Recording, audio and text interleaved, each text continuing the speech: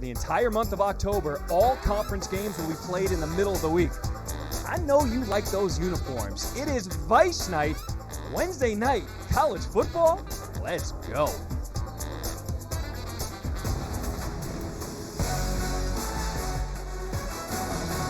Welcome to ESPN College Football Prime Time, presented by Ram Trucks. FIU has embraced Miami Vice. They are throwing it back.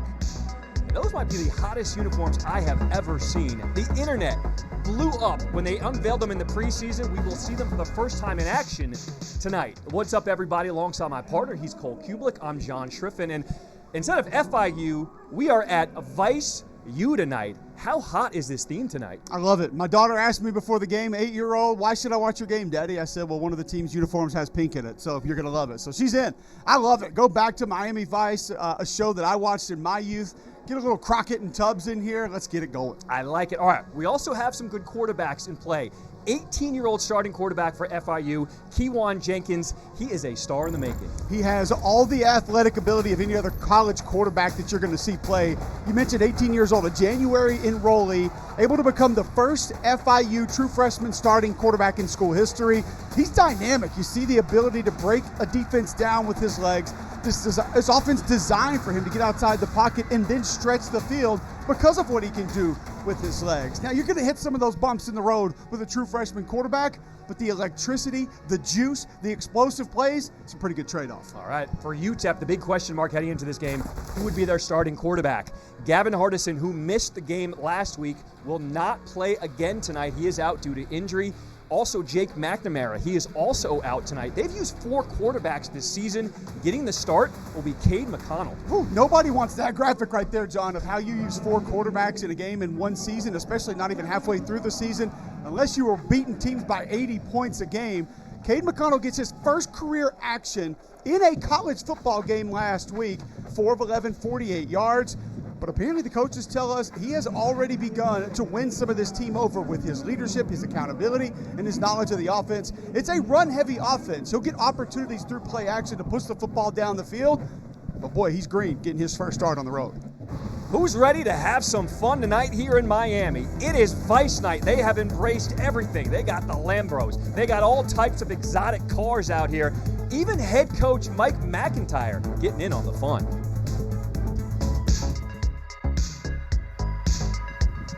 Hey, Jimmy, what's up, my man?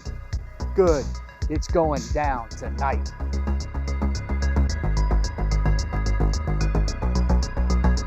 ESPN College Football Prime Time is presented by Ram Trucks and in part by McDonald's.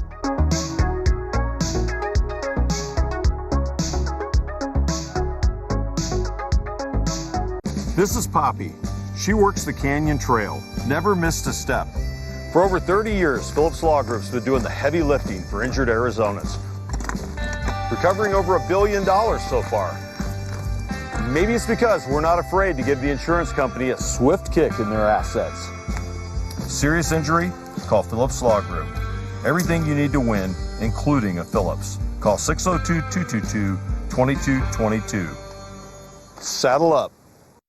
There's never been a better time to get away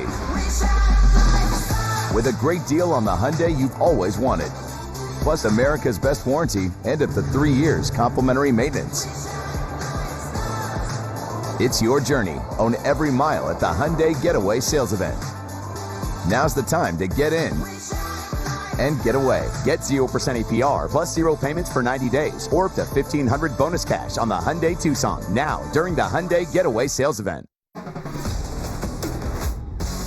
High above Miami, we thank the Goodyear Blimp giving us these awesome shots all night long as we get set for the opening kickoff here. Head coach for FIU in his second season, Mike McIntyre. Talk about embracing Vice Night. That was a nice little promo there on the beach. I like that. Going Sonny Crockett, love it. How could you not? And just, you've got this fertile recruiting ground. You've got this city that has so much character. Why not embrace it? Why not make it just a part of who you are and what your program is? That is not Coach Dana Dimmel, but Coach Dimmel, in his 6th season as the head coach at UTEP, said 1-5, that is not indicative of who we are right now. FIU has won the toss. They will defer. So UTEP will get the ball first, coming out and wearing the white. And as we mentioned in the open, they've used 4 quarterbacks this year. Cade McConnell gets the start. But he wants to have to play 4 quarterbacks, John, and then you have some due to injury, been in and out of the lineup. The good news is that Scotty O'Hara runs a run-first offense. He's going to give you every formation in the book. We're going to see 30, 25 different formations tonight, especially when you talk about shifts going from one thing to the other. A lot of tight ends, a fullback. It's different, and hopefully that run game can offset it. His running back, Deion Hankins, in the backfield with him, along with the fullback, Julian Lopez. They give Hankins the rock, running straight ahead, and you're going to see a steady dose of the run game from UTEP tonight. C.J. Christian with the stop after a gain of 8. Hankins, 235 pounds. So you've got that big bruiser you know you're going to be able to lean on tonight. And there you see McConnell, first career start on the road at FIU, Vice Night. Throw a couple other things at him there. Against all odds tonight for the young man. And Cole, not just his first start, he got his first action last week. It was late in the game. He was the 3rd quarterback they used due to injuries. They liked how he moved the ball, and here he goes. He gets the start on the road. So you see 12 personnel, twin tight ends, pistol. 2nd and 2, hand it right back to Hankins. And our first penalty flag of the night as he is tackled right at the stick.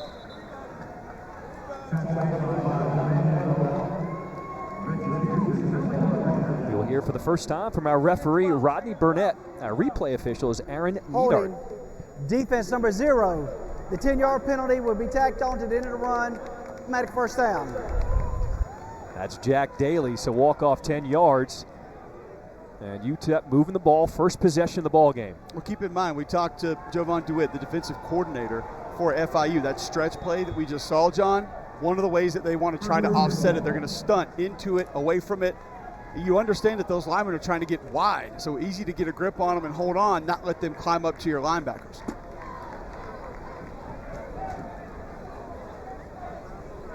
Torrance Burgess Jr. now, the running back to the right of McConnell. Look at this formation. Shotgun, 2 back, but you got a fullback with his hand in the deep. They give it to Burgess on first down, and he's going to pick up 4. Tight end Zach Fryer, 87. You see him with his hand down there. He's going to be a big part of this offense. These tight ends have to be versatile. We'll talk about him. Julian Lopez, 43. They're going to line up offset as a normal fullback, AHY. They'll be in line as tight ends. This team's down a couple of receivers, so the tight ends and fullback position are going to become very important for offensive coordinator Scotty O'Hara tonight. Last minute, we saw 2 wide receivers who did not be able to make the trip there, so they're playing with 5 wide receivers tonight. Looking to throw McConnell. His first pass is on the money. Jeremiah Ballard.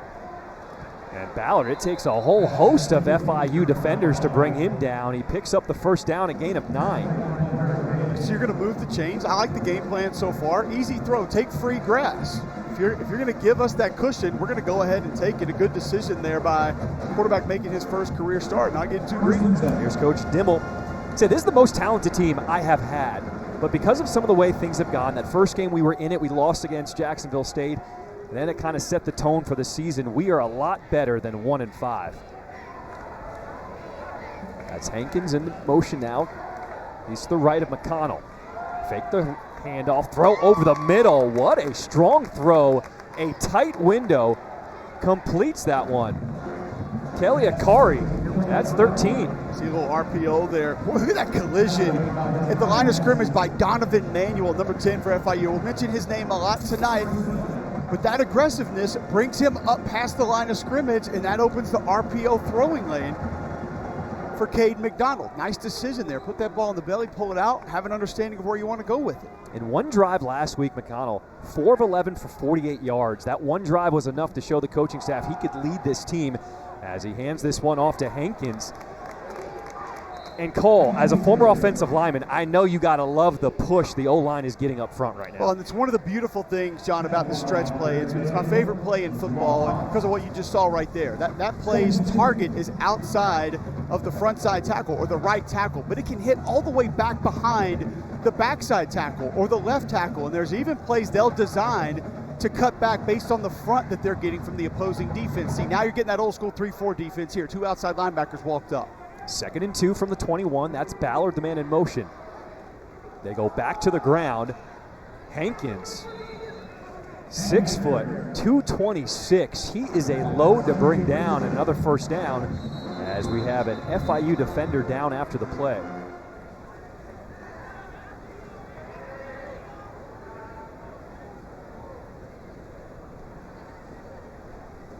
So the medical staff will attend to the player down. We cannot identify him just yet. We will step away and be back to Miami after this.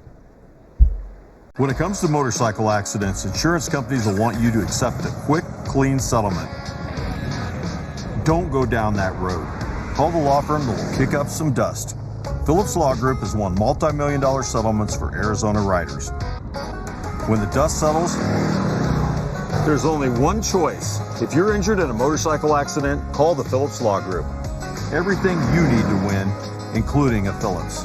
602-222-2222. There's never been a better time to get away with a great deal on the Hyundai you've always wanted. Plus America's best warranty and up to 3 years complimentary maintenance. It's your journey. Own every mile at the Hyundai Getaway Sales Event. Now's the time to get in and get away. Get 0% APR plus 0 payments for 90 days or up to $1,500 bonus cash on the Hyundai Tucson now during the Hyundai Getaway Sales Event.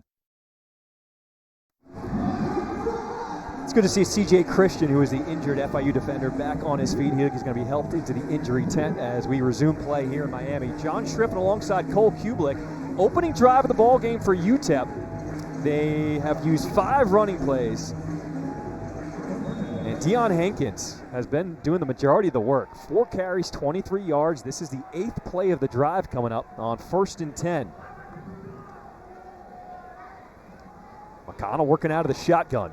Gives it back to his running back. And Hankins, he is like a big bowling ball. Just bouncing off of dudes, barreling forward. Another good gain on 1st down. And you had the numbers to that side. Once you motion that tight end H-back over, the shift doesn't come up front from FIU, so the numbers, you win there. You're +1 in the run game, and you got a 230-pound running back to go behind. Nice block from Julian Lopez, the fullback there, 43 as well. Hankins in the backfield again on 2nd and 5. They give it to him. He cuts back up the middle, and he's got another first down. He'll be marked down at the 4. It'll be 1st and goal coming up. Well, John, I tell you, Andrew Meyer, the center, Elijah Klein, the right guard, they're working on the biggest, heaviest defensive tackle that FIU is going to throw on the field tonight, Jack Daly. And that initial burst, a good 1 yard off the football. Excellent push by this UTEP offensive line early. Look where this H-back's lined up. A little sniffer right between the guard and the tackle. 1st and goal from the 4. Hankins pushing forward, but he doesn't get in. They're going to mark him down just short of the goal line. You are going to get some creativity from Scotty O'Hara, where he's going to line different guys up, and 43 is going to be the main one. I mean, he'll be right next to the quarterback, beside the quarterback, behind him. You'll see him up in the A gap like he was there. He'll be over in the B gap. Sometimes they try to hide him, I feel like, just to add an extra blocker so you don't get that adjustment. And even identifying sometimes can be an issue. Jovan DeWitt, the defensive coordinator for FIU, said, we're just going to call him a fullback, but we know he can line up at a lot of different spots. We talked about using the tight ends. They've added an extra tight end, Marcus Vincent, on the left side of that line. He's now in there on 2nd and goal from the 1. Hankins got it. Touchdown. UTEP's on the board first here in Miami. A 1-yard touchdown run by Deion Hankins. He basically put the Miners on his back on that opening drive. As a statement drive, in my opinion, John. You go on the road, you've got a quarterback that's hadn't even played a quarter of football in his entire career. Look at that offensive line, that push again. 79, Elijah Klein. More bully ball right there, middle of your screen. Now you do see 10 flying through there. Donovan Manuel. He's got speed and twitch, but just not enough to be able to get it done by himself. Buzz Flabiano will line up the extra point for the Miners.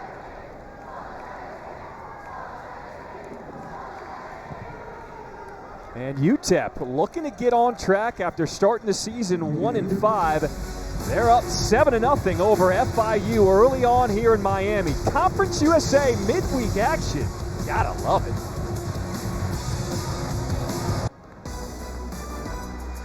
Coming up Saturday afternoon on ABC and the ESPN app at 3:30 Eastern, 12:30 Pacific. Bo Nix in number 8 Oregon. They square off against Michael Penix Jr. in number 7 Washington. It's Husky Stadium. You know it'll be rocking. College Game Day crew starts the morning in Seattle at 9 a.m. Eastern, 6 a.m. Pacific. That is one of the prettiest campuses in the entire country out of Washington. I've never been, but I talked to my buddy Stanford Steve. They're going up there for game day this weekend. He said he loves going there, said he can't wait to see what that crowd's going to be all about. It'll be fun. Jalen Bracey, the deep man for FIU, receives it inside his 10, and he'll be tripped up as soon as he crosses the 20. So the first time we will see this FIU offense led by the true freshman, Keywan Jenkins. He's exciting. He is electric, legitimate speed. He's got a good arm. He's a freshman quarterback, and sometimes needs to find his calm in the pocket. His feet don't often follow where he wants the football to go. You can see over 1,200 yards already on the season. Got to cut down on those turnovers. He's a little bit of a risk taker at times. Sometimes settles on where he wants to throw the football, but he's young. You'll give up a little bit of that with the explosive plays that he can provide. You see the stack formation up at the top, out wide, top of your screen. This is one that's caused a lot of problems for opponents. Panthers start at their own 22 on 1st and 10. Look at that speed burst. The carry there by Shamari Lawrence. He's a guy that he is big, he is powerful. They want to start to get him going. He gets the first touch of the game for FIU. Well, they reference him as their downhill back, so I think that was spelled out to us right there on the first play.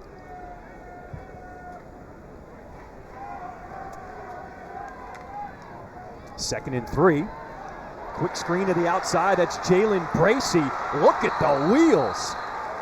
When we talked to Mike McIntyre, he said there is so much talent in this Miami area, and he said we built this team based on speed. Listen, Howard Snellenberger built it with what, a 50-yard circle, a 50-mile circle going back. Just a little return motion there, and an excellent job with patience. You saw the defender following the motion. He kept coming flat across the line of scrimmage.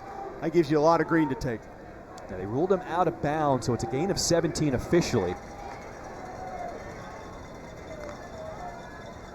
Looking to throw. Jenkins, that one is batted down by Tyrese Knight. We're going to call his name a lot, the linebacker for UTEP tonight. Leads the FBS with 76 tackles. And one of the things that we're going to talk about is his length. He's almost 6'3", but I would be willing to bet his wingspan is over 65. I mean, he looks like he's 6'5", 6'6", playing inside linebacker. It's the first thing I noticed on film.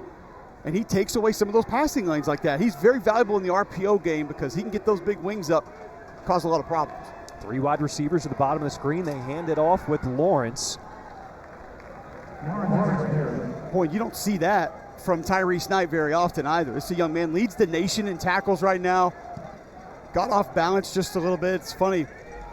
Defensive coordinator Bradley Del Pavetto was telling us that he missed his first counterfeit of his career last week. Said it drove him crazy. Hadn't been able to get off his mind all week. That's dedication right there. There's a lot of linebackers out there that if they only missed one counterfeit, I think they'd be okay in 3 years of college football.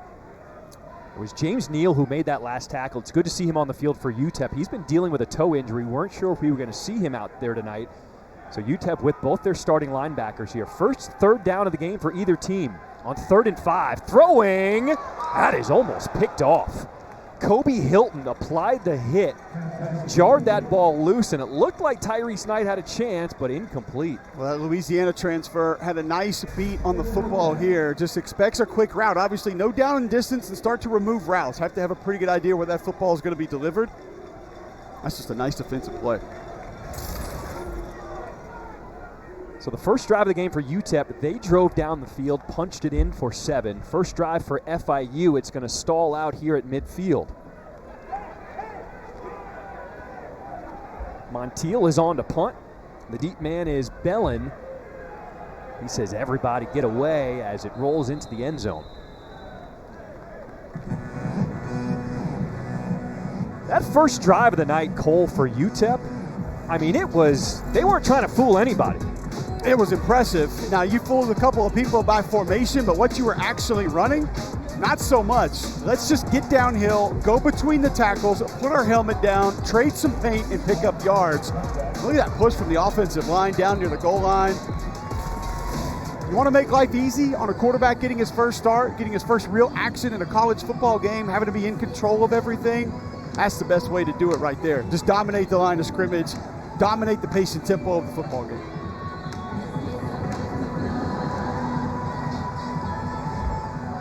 A lot of success on the ground for this UTEP team against FIU a year ago.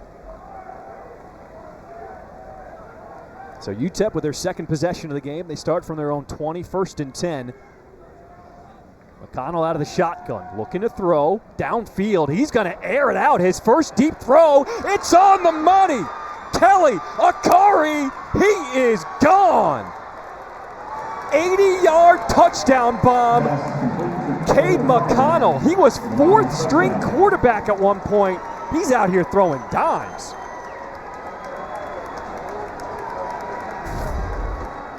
Well, when the run game's going, play action's going to be going. I think a lot of people, John, watching this play were probably thinking exactly what the reporter was thinking when he was talking to James Franklin in that press conference earlier this week. Like, did you just decide to go ahead and throw a deep ball for the hell of it?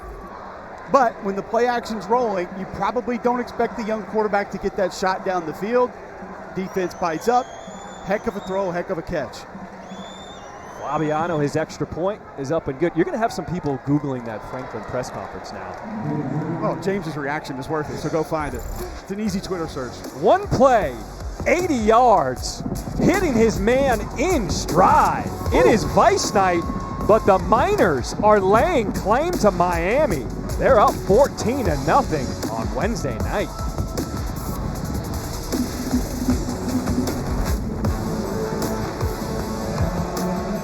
When it comes to motorcycle accidents, insurance companies will want you to accept a quick, clean settlement.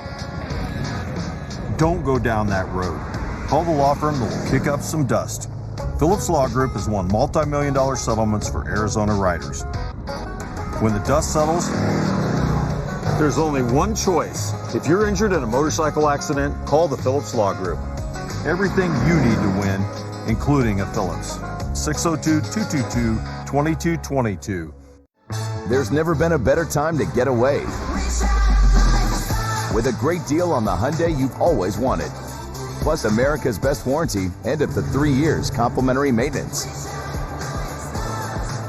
It's your journey. Own every mile at the Hyundai Getaway Sales Event.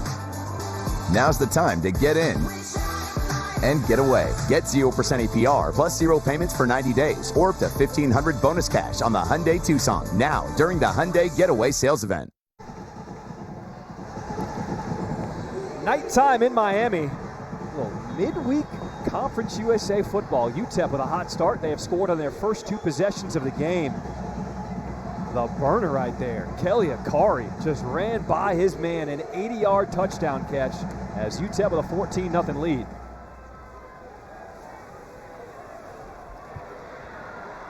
On the return, Owens, and he'll be stopped after he crossed the 25. So FIU has a very unique situation. They share this field with a professional soccer team, which means this field has to be scrubbed after every single game. So every time they have a home game, they repaint the field, and they've been very creative with the branding. Each game, they've got something different. Tonight, they got the baby blue, the pink for the 305 Vice Night. I like what they're trying to build here at FIU. Absolutely.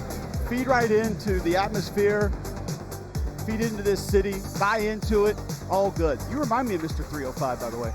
I kind of like this city, I'm not going to lie. Starting from their own 26, that's Shamari Lawrence. And during break, Cole, you said there's still a lot of game left to be played. Shamari Lawrence now gets them into UTEP territory, gain of 25. A lot of ball left here. Little counter play, pulling that backside guard and tackling an excellent bounce outside by Shamari Lawrence. He might be the downhill back, but he can get it outside as well. Ball on the UTEP 49. Jenkins keeps it, throw over the middle, that is complete. Marked down inside the 35, that's Rocky Beers. He's the Air Force transfer, a walk-on, a gain of 16. And Mike McIntyre said not for long, though. His brother's in the signing class this year, said he has absolutely earned his way towards a scholarship. Imagine he'll be getting one here soon. Using no tempo now. Jenkins throwing deep, end zone, just overthrew his man. He was looking for Jalen Bracey. those shot plays are going to come. If you look at the formations, you see the stacked receivers out wide. It reminds you of the Oklahoma offense, the Tennessee offense, the Ole Miss offense, very similar in structure, style, how they force conflict defenders, and they are going to attack you down the field. They call Jenkins lights out. He's only 5'11", 190 pounds, but in the pocket, they feel like he can throw it to anybody. On the ground, they go back to Lawrence. And Lawrence, he just ran over James Neal, who would eventually bring him down, but not after a gain of 7.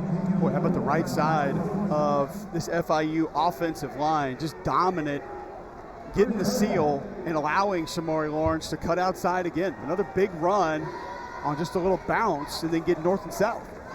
First third down of this drive, second offensive possession of the game for FIU.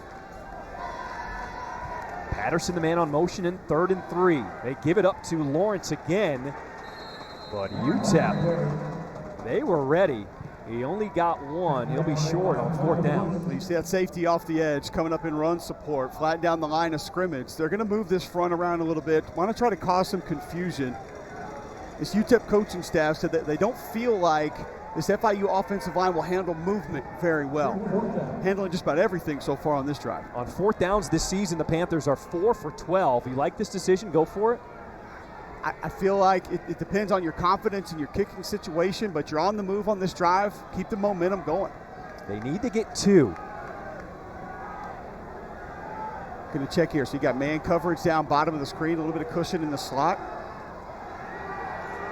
Looking left, pocket collapses, and Jenkins will be dropped. UTEP defense forces the turnover on downs. It's one of these things, 4th and 3, 4th and 4. That pressure starts to come, John. Just get north and south. Get out of the pocket. Go now. Had a little bit of space, but that's a really good job by Tyrese Knight. You saw that wingspan at the end. Watch him widen these arms. It's going to take up half your screen. Yeah. Tough to get away from. That's why he leads the nation in tackles. I thought there was a little bit more space initially when I saw that play break down for Kewan Jenkins, but then you see Tyrese Knight right in front of him. There's just nowhere to go. Defensive coordinator Bradley Dale Pavetto, he's said he's been at 5 SEC schools over 15 years. He said Tyrese Knight is as good as anybody I have ever coached at linebacker in the SEC. Well, he said there are some SEC schools coming after him via the portal this offseason as well. Here's McConnell. He's looking deep again, taking a shot for Ballard, and he drops it in the bucket.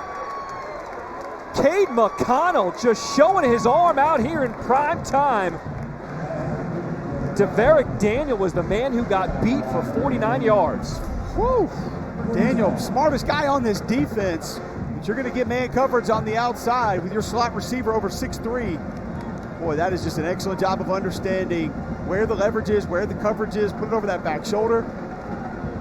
It does not feel like Cade McDonald is getting his first start here tonight. Well, his dad's got to be loving this. His dad played quarterback at East Carolina. Cade McConnell, with his first start of his college career, he's been on the money. Here's Hankins. And he'll be stopped for no gain on 1st down, as Jeremy Passmore lost his helmet on defense for FIU, so he'll have to go to the sideline for a play. Now you're starting to see some of the run support from the back end for the Panthers, and that's why you're getting the shot plays down the field. You're going to come play safeties in the box against our run game. We're going to attack you deep. So if you're the quarterback, what's the recognition? What are you looking for at the line? Well, if you're looking at safeties, obviously rotation is going to be first. They say he lost 1 on 1st down, so 2nd and 11. McConnell keeps it. He's got a man in the end zone. Touchdown. It's Akari again. In his DJ Khaled voice. Another one. His 2nd touchdown catch of the night. How about this start by UTEP? Hard play action on the stretch play. Entire defense bites. All you just got to do is float that ball up. Wide open, just coming from across the field. That is an excellent play fake. You know you got the run game going. We just mentioned the safety support screaming down to the line of scrimmage to try and take those rushes away. That's an excellent play call there. FIU defensive coordinator Javon DeWitt told us, he said it's been a nightmare trying to get ready to see who's going to be the starting quarterback for UTEP. Well, right now, Cade McConnell is just torching FIU. as Flabiano is on for the extra point. He makes it 21-0 UTEP. What a strong start here in Miami. I'm going to be honest with you, John, I didn't see it coming like this. Now, we've also had 4 deep balls go for completions, and we have a quarterback that's never made a career start who's perfect tonight, 5 for 5, 175 with 2 touchdowns. Kid's on fire.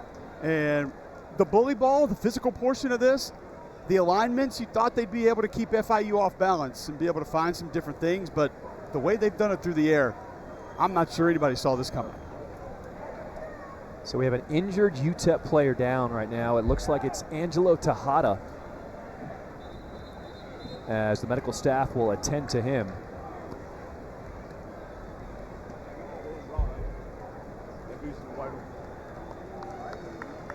So Tejada will have to be helped off the field. You look at the schedule for UTEP. They lost that close one, first game of the season. Jacksonville State lost by 3. Kind of set things in a tailwind. They lost 2 Power 5 schools, at Northwestern, at Arizona. They basically got blitzed by UNLV. And then that tough one last week against Louisiana Tech, they lost using 3 quarterbacks. If you look at their upcoming schedule, they still have a chance to turn things around this season. There's an opportunity, and New Mexico State going to be a tough game. Sam Houston, they hadn't won a game yet. Liberty undefeated. Middle Tennessee kind of trying to find their way with that high-powered offense. Western Kentucky always going to be a tough out with how they manage their offense. That's not an easy schedule the rest of the way through. 1-2 that you look at and say very winnable, but you have to play really good football to be able to find 3-4 wins down the stretch. UTEP right now has 175 passing yards. They average 188 a game. It's been really impressive.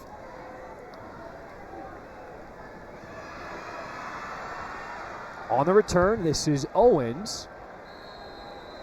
And stops right at the 20.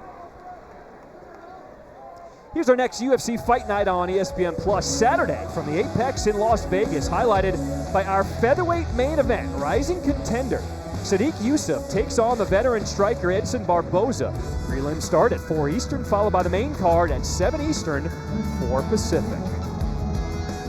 All right, Cole, if you're FIU, you're down 21-0. It's still the first quarter. How do you get in this game? I'm going to go back to what I said last drive. A lot of ball left. You moved the football on your last drive. Came up a little short, went for it on 4th down, but stick with your system, stick with your scheme. The hole opens up in the middle. That is Owens. He's also from Miami Central High School. He's the same high school as the quarterback, Kewan Jenkins. Another promising guy who's come on, and he's basically getting half of the carries now. Well, you know you're getting winners. You go to Miami Central, 3 state championships those guys won together. Kewan Jenkins won his last 26 high school starts. That is, that's ridiculous. He's been a starter since he was in the 8th grade. Hands it right back to Owens. They call him KJ. That's going to bring up 3rd down, stopped by Tyrese Knight and Katie Johnson. I like the mix in the run game. You get some gap scheme runs, some zone runs, a couple hidden inside between the tackles with a tight end insert, bouncing a couple to the outside. You get that power play designed to hit outside. Excuse me, check that. 2nd and 8 coming up.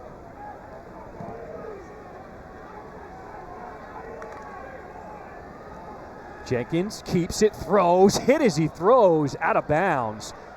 And he took a shot from Tyler Williams, had a free pass at the quarterback. He's been really good this year at identifying where pressure is coming from and throwing right at it. One thing I noticed going back and watching him on film, there you see the pressure coming, go right at it. Now, the receiver's not really open, but you put the ball over his shoulder, right there to the out-of-bounds mark, and let him go try to make a play. But I like the fact that he recognizes where that blitz is and wants to attack it.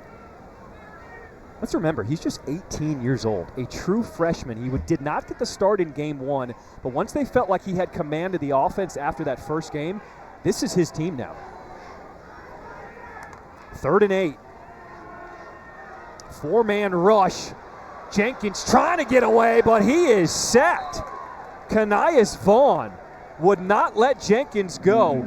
Comes up with the sack for UTEP, a loss of 8. Well, that's a big play. You needed pressure. Needed to slow this drive down.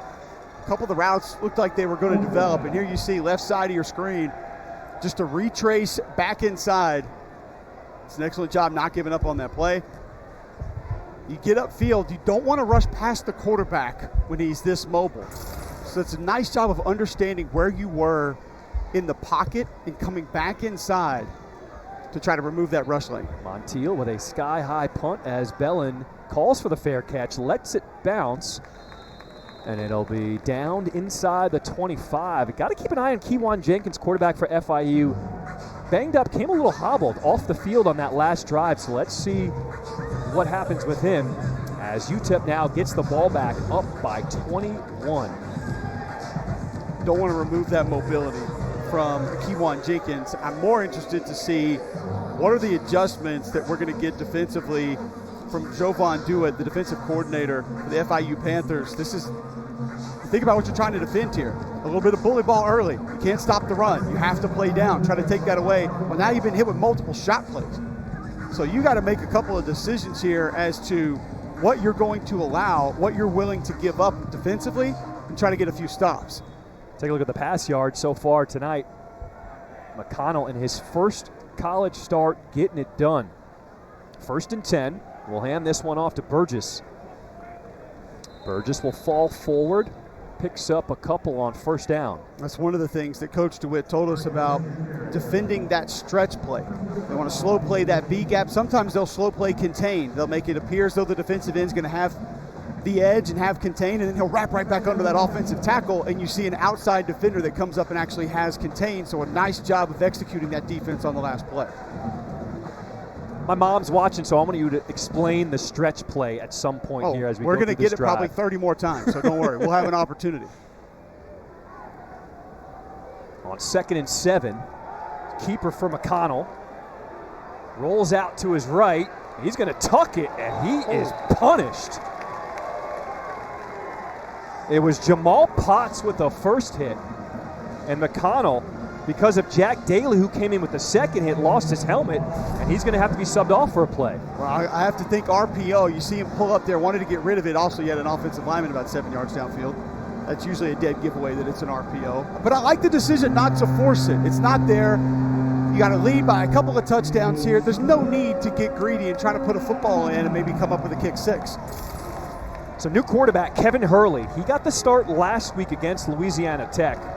He has to come on because Cade McConnell, once you lose your helmet, you have to go to the sideline for at least a play.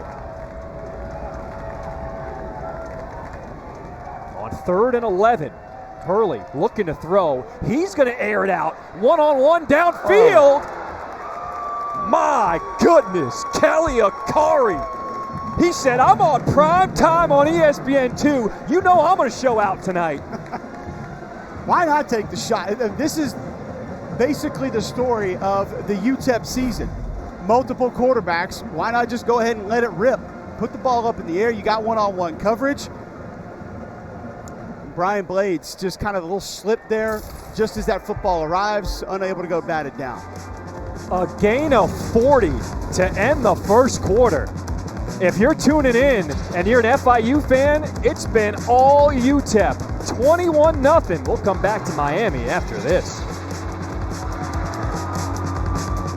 When it comes to motorcycle accidents, insurance companies will want you to accept a quick, clean settlement. Don't go down that road. Call the law firm that will kick up some dust. Phillips Law Group has won multi-million-dollar settlements for Arizona riders.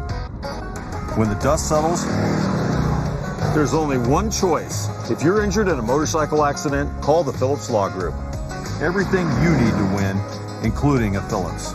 602-222-2222.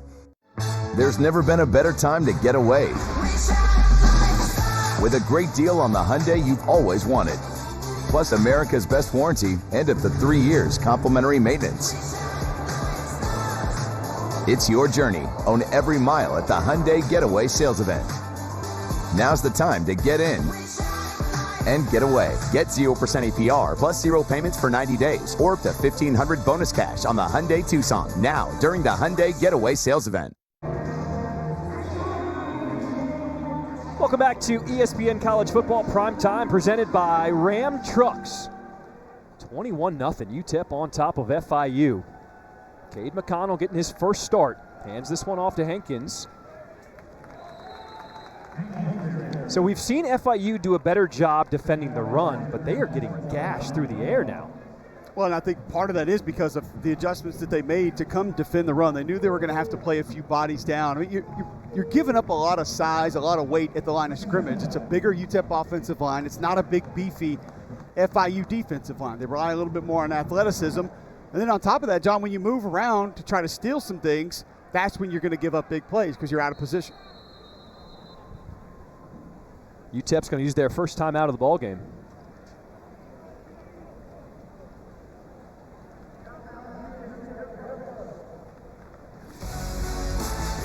The Miners want to talk it over. We will step aside, come back to Miami after this quick break.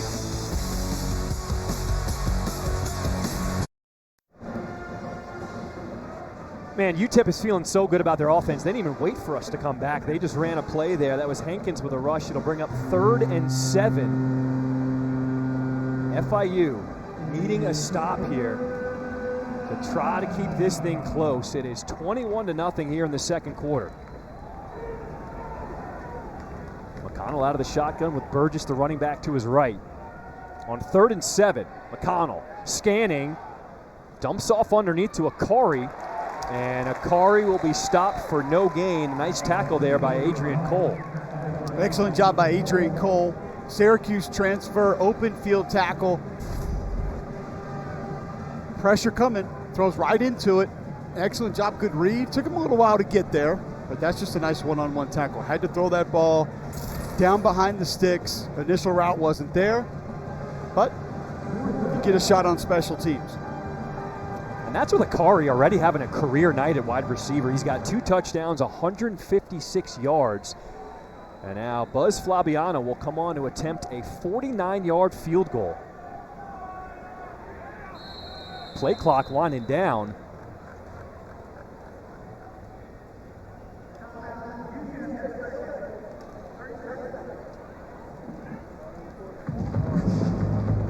So timeout UTEP as they save themselves from a delay of game penalty. We got to give a huge shout out to the voice of the Miners, radio broadcaster John Teicher. He is broadcasting tonight his 500th UTEP football game. Started calling games back in 1981. Cole, get this, he has only missed 1 game since 1981. It was a game against Air Force in 1985. I guess we can give him a pass, only missing 1 game since 1981. What a run. That's just incredible. Guy's got to be so much fun to listen to. Think about all the UTEP football he's seen, heard, talked about, called over the years. There's nothing better than the hometown radio guys. It's just, it's so much fun, so entertaining. What a run, John Teicher. Congratulations Absolutely. on game 500. Still want to know what happened on the 1. Well, we'll be at UTEP next week, so we could ask him. Well, I got to get that information. So the punt team now comes on after the timeout. Offense number 2, 5-yard penalty, remains 4th down. Call a timeout to not kick a field goal and run the punt team out. I guess if you're up 21, it doesn't really matter. I mean, you just kind of go with it there. First UTEP penalty, backs them up 5. So Joshua Sloan, end-over-end kick, and that one goes into the end zone. Kick off your Week 6 NFL Sunday at 10 a.m. Eastern with the Countdown crew on ESPN and the ESPN app. They will have all the early breaking stories, injury updates, and previews of each game right up until kickoff. My Las Vegas Raiders getting back in the win column. Good to see that as a Vegas guy. Raiders not done yet. The season's still alive. They bought in out there. They're bought into the Raiders. It's the hometown team now. Oh, of course. Once you move to Las Vegas, you're the hometown team. Las Vegas Aces, we love them. Dialed in. Golden Knights. Golden Knights, the Stanley Cup champs, getting the win, and they start the season. Vipers. Here's Lawrence. As Tyler Williams on the stop for the Miners. And a late penalty flag.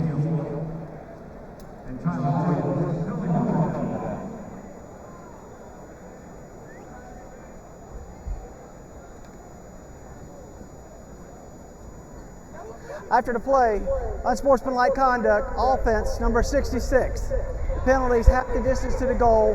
It'll be second down. That's number 66, first unsportsmanlike conduct foul of the game. That'll be on the right guard, Jacob Peace, and this is his return to the lineup. He's been out with an injury, and now he's going to be subbed out of the game. Return to the bench after this. Oh, come on. Really? Just a little love tap there for him. Shiver, get off me. Well, you don't want to step on the guy, right? And move him out of your way. Look at you coming to the defense of an offensive lineman. It's going to happen. After the penalty, 2nd and 17. Jenkins winds up, throws a little high, incomplete. Trying to find his go-to guy, Chris Mitchell. That's the first time Mitchell has been targeted tonight. They haven't been able to get him involved. You want to. He leads Conference USA in receiving yards with 550. He only has 5 catches of 40 or more yards this season. He's had a 30 or more yard reception in each of his last 6 games. He's their go-to guy, their big play receiver. So 3rd and a mile. So far tonight, FIU is 0 for 3 on 3rd downs. So coverage walks up. You only have 1 defensive lineman with their hand on the ground. Jenkins pressured, hit as he throws again. He will find his tight end. That's Jackson McDonald. But that's going to be well short. A gain of 4. Didn't seem to rush this ball here. So you're going to go 5-0 just across the board. Cover up all 5 of those offensive linemen, but you drop the 2 backers there over the guards. Pressure comes a little bit late. Nice job turning that speed into power, getting a bull rush right in the quarterback's lap. Just couldn't come up with first down yardage. They've asked Jenkins to stay in the pocket more, but he's been taking some shots already early on here in this game. I haven't seen any issue with him potentially leaving early. Montiel with the punt as Bellin has to back up. And he is dropped immediately. Good coverage on special teams by the Panthers. UTEP, 21-0. Plenty of time left to play here in this first half.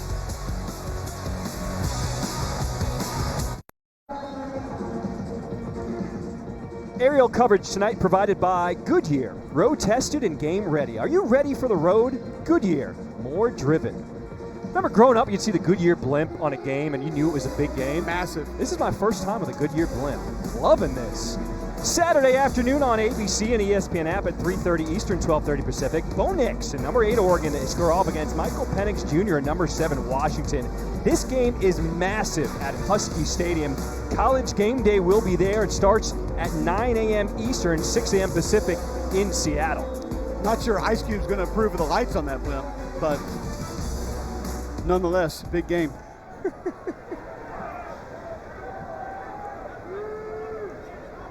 Ball on their own 31 on first down. Hankins. After the play, number 66. Justin Mayers! And the crowd wants a flag. Nothing came out. You guys can cry all you want. This is how you pull with bad intentions. Engage with the defender, lock the hands inside, run the feet, and then 10 yards later put the belly on it. That was fun to watch. So we saw FIU offensive linemen get called for a penalty for the love tap, and nothing there? Oh, but that's a block. That's called finishing a block. What you saw earlier was one of those UFC promos you've been reading, elbow, like a forearm shiver to the head after the play was dead. That play was technically not dead. Watch right in the middle of your screen. That's contact. Now just keep going. Run the feet. Drive. Hands on. Who's trying to give up? Roman Harper would say, go down. Go down. Take a seat. 2nd and 6. Back to the ground. And looks like Hankins actually will lose one there. I love Jovan DeWitt so mad about what just happened to this guy. Just blitz everybody.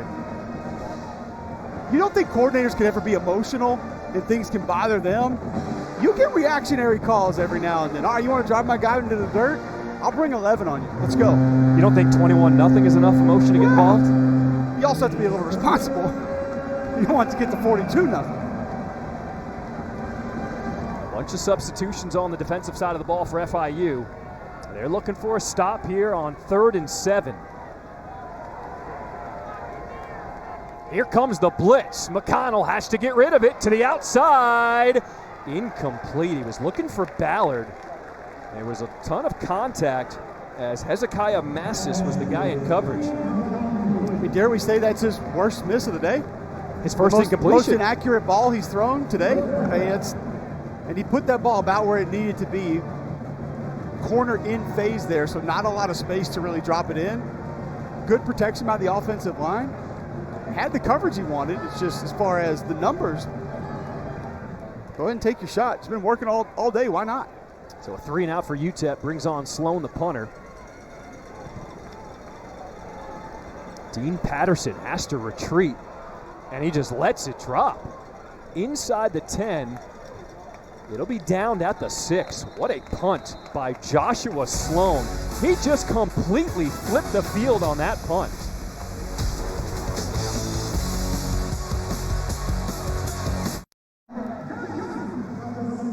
All right, welcome back to Miami. 21-0, UTEP has the lead, and we'll see this Minor defense, and Bradley Del Pavetto is the leader of that defense. He coordinates it. Well, he coordinated the Texas A&M defense before he left in 2019. Now, we all remember that 2019 LSU team. He was coaching at Texas A&M, and he stuck around after the game, shook hands, and hugged every one of his former players after the game. On the carry, this is KJ Owens. And we asked Coach Pavetto about it because I had remembered seeing that and hearing about that. My buddy Derek Panamsky actually told me the story. And he said, I recruited those guys. I coached those guys. I understand we just played a game, he said, but I had emotional ties to almost all of them, deep relationships with all those guys. Just wanted to tell them how proud of them I was. And it was just great to catch up with each and every one of them. 2nd and 1, back to the ground with Owens. And Owens has enough for a first down.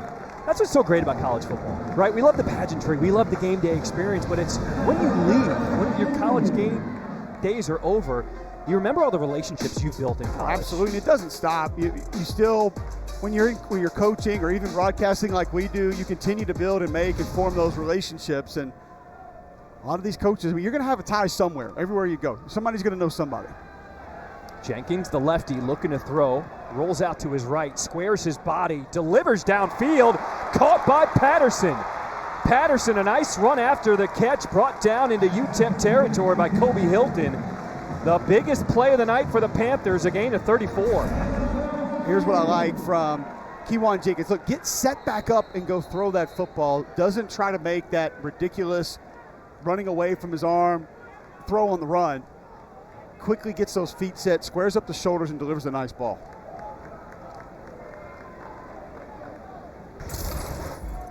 So an injured player is down. It's Kanias Vaughn. He's now helped back up to his feet for UTEP. We've seen Vaughn in the backfield a couple of times. He's a young man, especially in pass rush situations that they rely heavily on coming off the edge. Coach Pavetto, that'd be a big loss for him. Big time. Going back to Jenkins, quarterback for FIU, we talked to this coaching staff, and they say, we recruited him super hard. And a lot of guys passed on him because of his size. 5'11", he's only 190, he's kind of got that lefty delivery. But Auburn was also in the mix. But for Jenkins, he's a guy who started since he was in the 8th grade, and they told him, you would have a chance to be the guy here. Didn't get the start game 1. Now he has taken over, he has learned the system, this is his team. And Mike McIntyre told us, we didn't know if it was going to be too much for him first game out of the gate. And he said it didn't take long after that we realized he needed to be the guy. He just offers so much. And Auburn was in on him. I think the coaching change at Auburn kind of ruined that as far as the Tigers' opportunity to potentially bring him in. You think about him in that Hugh Freeze offense right now would be fantastic, but didn't quite work out.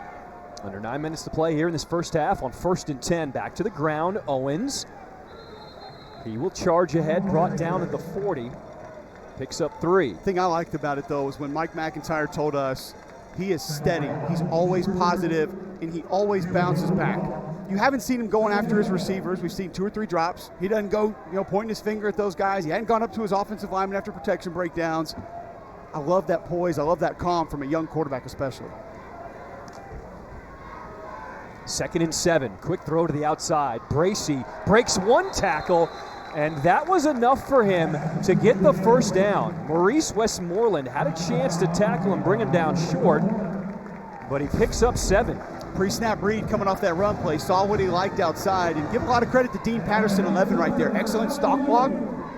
Jalen Bracey can get it done. He's been the guy before. 5 catches, 90 yards, and a touchdown against UConn earlier this season. He's just fine being that featured wide receiver. Cole, when you wear uniforms like this, you know you cannot get shut out on national TV. No. FIU trying to put a drive together here. First down.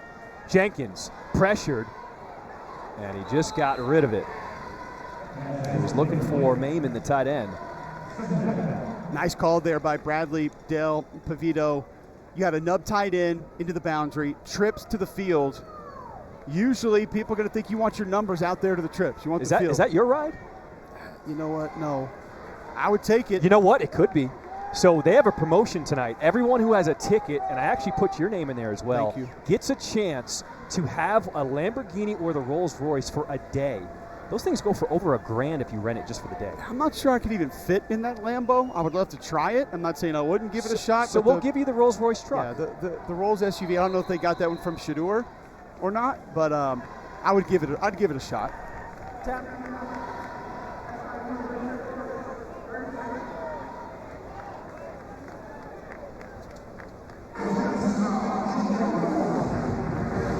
How about you kick off Week 6 in the NFL Sunday, 10 a.m. Eastern, with the Countdown Crew on ESPN and the ESPN app. They'll have all the early breaking stories, injury updates, and previews each game right until kickoff.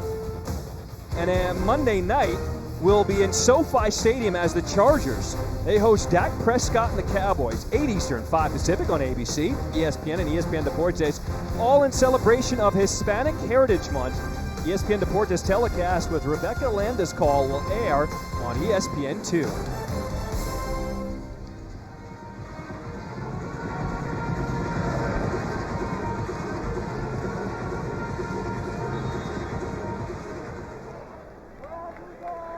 Best drive of the night so far for the Panthers. It'll be 2nd and 10. Back to the ground. Owens, he's got space up the middle. And when he gets going, he has got some burners, showing the explosion, eventually brought down by Williams, but he picked up 14. Just a really nice cut. You see zone play to the left with a tight end insert coming at him behind it. So that tight end's just going to follow those offensive linemen zoning to their left, and he'll find space to insert in somewhere. Great lead block. I'll tell you, one thing we've learned about these FIU backs, they know when to get north and south. Mike McIntyre said when he got the job, he visited every single local high school. Miami Central High School, they are showing out tonight for FIU. First red zone trip for the Panthers. Owens, again, brought down at his ankles. That was Tyler Williams with the tackle. Another good gain on first down. Yeah, same play, really, without the insert. If it ain't broke, don't fix it. And the beauty of that play is you can take it all the way to the front sideline. You can cut it back early. You get a feel of how this defensive front's trying to play it, and if you find those seams, that's why you want to stick with it. 2nd and 2. Guess who? It's Owens. Patiently breaks one tackle, gets to the edge, and he's in there. Touchdown, FIU. Tyrese Knight had a chance to wrap him up, but it was Owens scampering 11 yards for the score.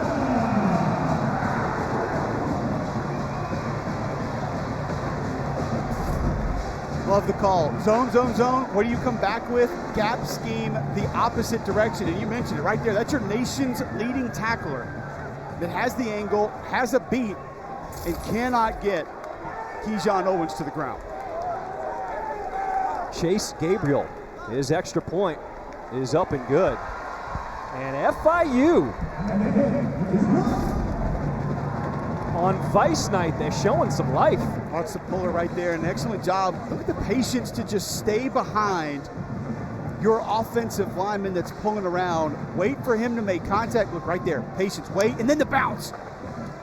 It's just great feel for a running back. So many guys are going to rush that. They'll run into the rear end of their offensive lineman, or they'll just go ahead and sprint to the outside. You can make the defender wrong when you press the line of scrimmage and you press your blocks. Exactly what happened there. And once again, Dean Patterson, 11, wide receiver in the end zone, taking a guy out of bounds. He's had a couple big blocks there at wide receiver position tonight. You don't say that too often. Some people think wide receiver is the most unselfish position on the field.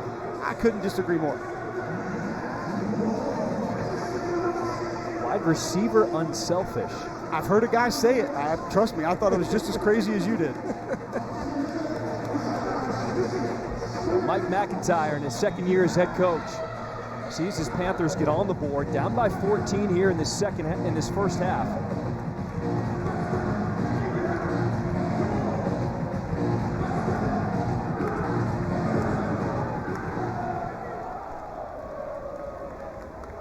So Gabriel will kick things away. And that one will go into the end zone. Let's flash it back to this matchup last year. This one went down in El Paso. And I got to tell you, it was all UTEP. And when we talked to the coaching staff for FIU, they remember this game. They said, we just got out physicaled, and we did not want to let that happen because it was complete domination. Absolutely. No real surprise, UTEP finding that win at home. But keep in mind, John, this is a team that's lost 35 of their last 40 road games. That doesn't even feel real, especially the way they've looked tonight. Play clock winding down for McConnell. And he did not get it off. Delay of game. Delay of game. Offense, 5-yard penalty, remains first down.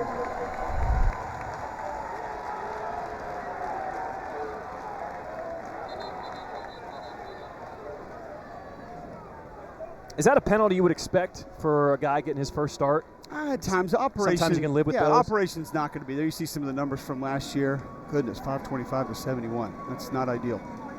I could almost qualify for bad box score of the day there, but 38, not quite enough, even though it was at the half. The operation, though, John, you're not going to be completely in tune with it. There are going to be certain things that I think you lose your focus on from time to time. A lot of responsibility at quarterback, getting guys lined up. They shift in motion a lot pre-snap, so there's a little more that goes into it. After the delay of game backed him up 5 yards. It's 1st and 15. Handoff. Burgess. Burgess sneaks free of the first tackler.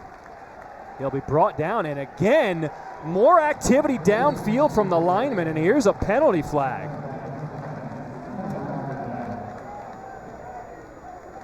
Well, first I'll say Hezekiah Massa's nice open field tackle on the backside of that run because it cuts all the way back. Stayed home, able to make that play in space by himself.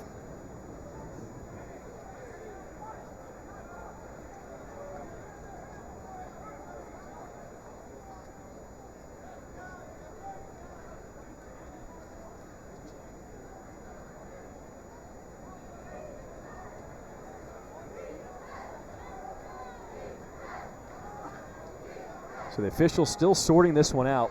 Looks like it was the right tackle, Aluma and Kelly for UTEP, getting tangled with a defender. After the play, there are fouls by both teams. Unsportsmanlike conduct, number 90. Unsportsmanlike conduct, number 78. Those penalties will all set. It will be second down. That's both players' first unsportsmanlike conduct foul. So that was the right tackle, Aluma and Kelly, and then for FIU, Trevante O'Neal, offsetting penalties. Bottom left of your screen, you see him. Ooh. I love the block and the effort, and yes, he's got your face mask. Doesn't mean you can throw punches there, big fella. I like the effort. Let's keep the haymakers in check.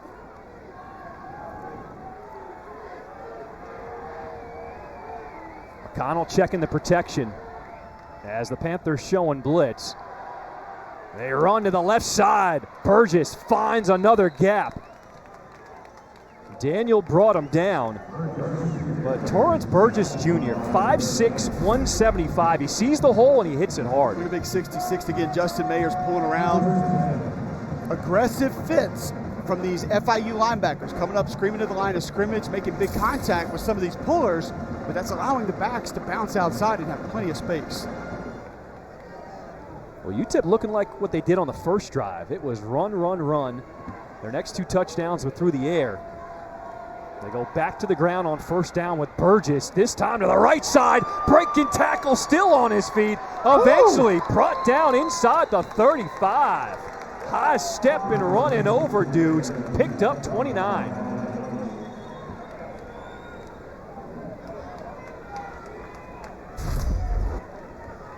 Watch your defense go into the right side of your screen following that motion. That opens up things at the second level. A couple nice blocks at the second level as well. This wide look may give you just a little bit better idea. Too many defenders to the right side of your screen, couple offensive linemen downfield. Great execution and a great job again by offensive coordinator Scotty O'Hara, utilizing that motion to pull a defender away from where that run's targeted.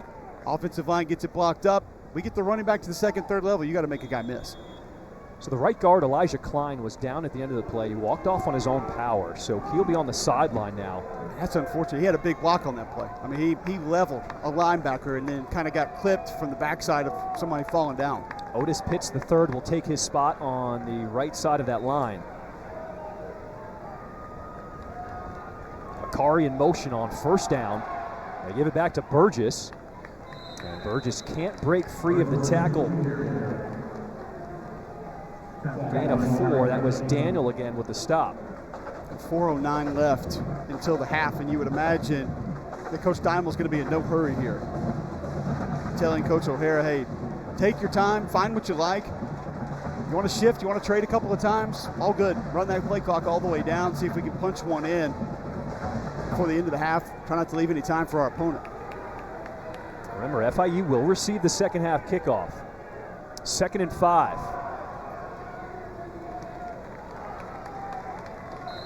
So we see the offense, steady ground game, ground. What do they notice now here on this drive after striking in the air twice for 2 touchdowns? I think the first thing they're noticing on this drive, John, is they can get movement when they want to.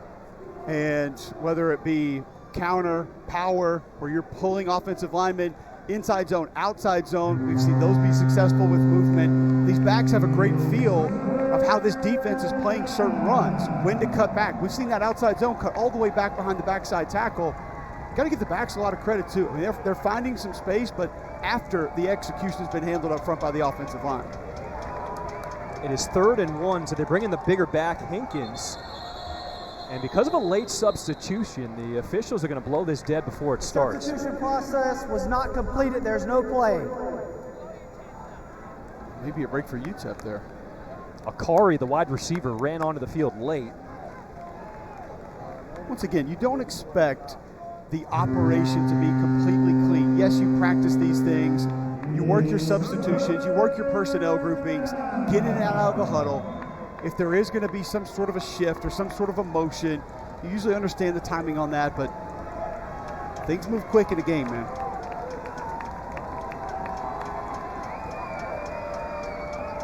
Ballard in motion on 3rd and 1. They give it to Hankins, and he has plenty for the first down as a Panthers defender lost his helmet, picked up 5. Looks like that's Elijah Anderson-Taylor who'll have to go off for a play. I mean, once again, a lot of credit to this UTEP offensive line. I mean, we've got people's helmets flying off, getting movement consistently at the point of attack. I just mentioned the variety of run plays you're getting. You're seeing all the different motions. So now you'll get Julian Lopez, 43, back into the game. He's going to be lined up right next to the quarterback. He'll get his little 3-point stance.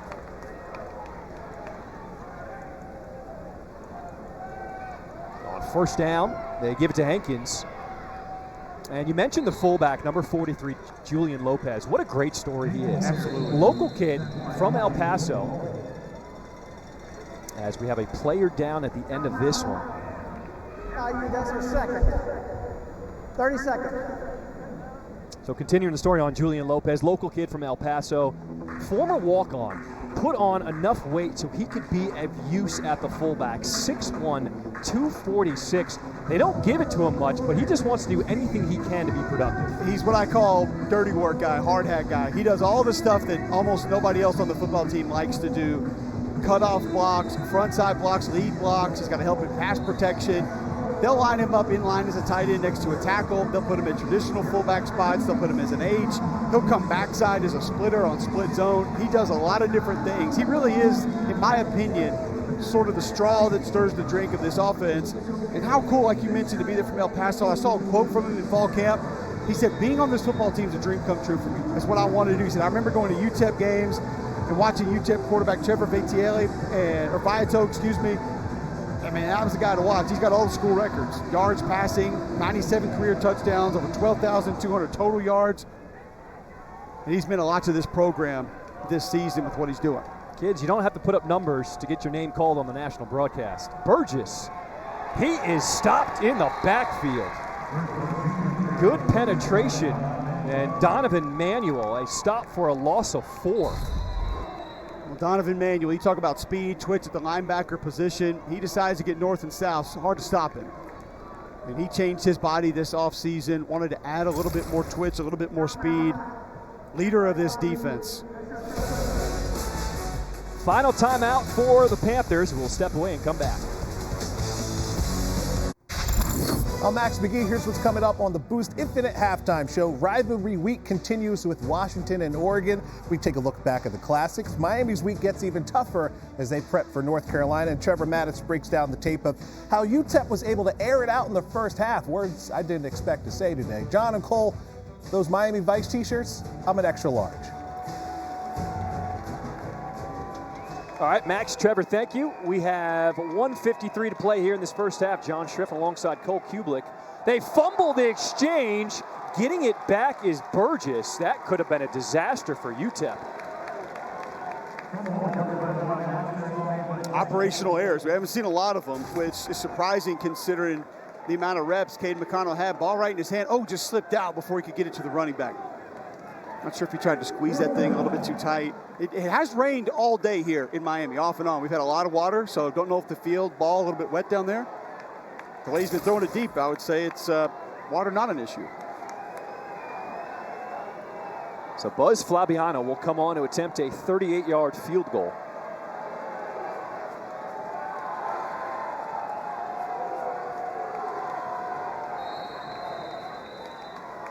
And UTEP is going to call a timeout. Buzz Flabiano, top 10 college football name? Top 20? I don't know. Really? It's got to be up there. Now, granted, he's a kicker, so you don't want to give him too much credit. But so I like the tight ends for Florida Internet for FIU. Rocky and Rowdy Beers. That's pretty strong. That's going to be tough to beat. Just any position, anywhere, anytime. I mean, that's a fun one.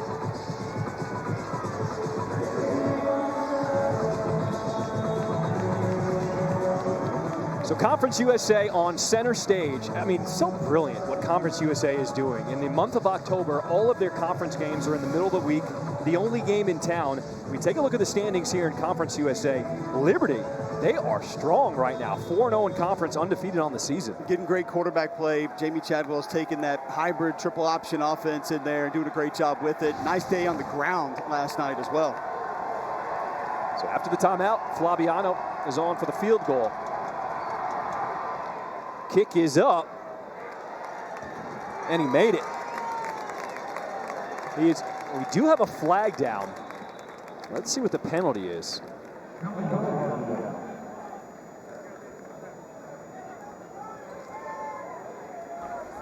After the play, unsportsmanlike conduct, kicking team number 36. That's his first. The 15-yard penalty will be assessed on the kickoff.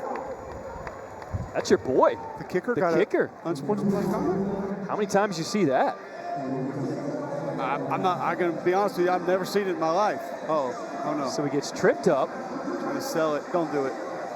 Oh, okay. Hey, kickers are athletes too. Trying to mix it up. Not really, but I appreciate you trying to say that. I mean, if you want to go with some sort of a taunting there, I guess that's kind of where your mind was. We don't know what was said, in fairness, right? Neither does the official, let's be real. I mean, it's almost laughable because it's your 161-pound kicker doing that. I mean, come on. It's harmless. I understand the rule book's the rule book, but when you get on national TV, we're the only game in town. I want to know what sometimes you think he said people right get a little feisty. What do you think he said? He said, you couldn't take me down. He said, you better hit the weight room. You best believe you can't take this down. I am Buzz Flabiano.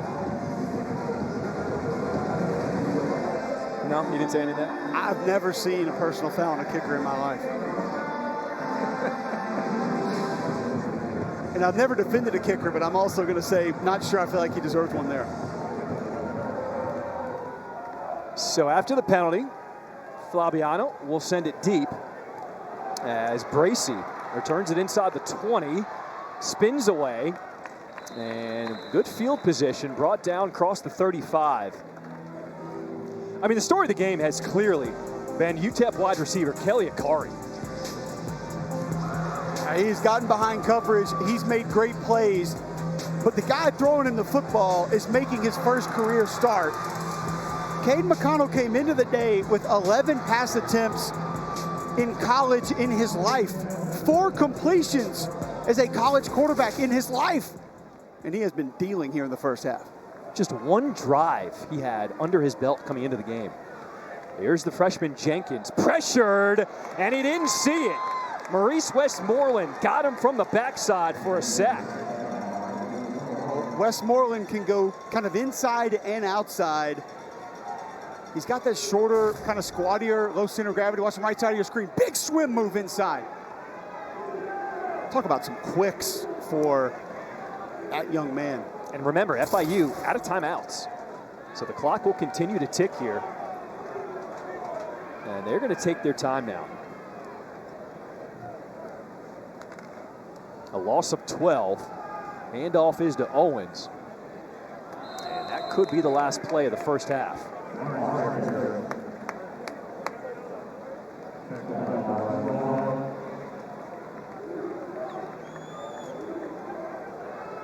Panthers look like they're in no hurry to run another play. 2 seconds, 1 second. That'll do it for the first half here in Miami. On Vice Night, UTEP, they have spoiled the party. They got a 21-0 lead. It is now 24-7. We send it to the guys in Bristol. Max McGee, Trevor Maddich. Fellas, take it away. Welcome back to ESPN College Football Prime Time, presented by Ram Trucks. Nighttime in Miami, and UTEP, they got off to the hot start. They lead it at the half, 24-7 over FIU. What's up, everybody? Welcome back in the booth. Alongside my partner, he's Cole Kublik. I'm John Schriffen. All right, I have loved this Miami Vice Night theme. The big thing at half, everyone wanted to know, who would get that Lamborghini? Well, they raffled it off. Cole, I apologize. You didn't get it, bro. Didn't get it. Didn't think I'd fit in it anyway, so we're good. It's okay. One person does get the Lamborghini for a night on the town here in Miami. That is awesome. Other than that, fans did not have a lot to cheer about.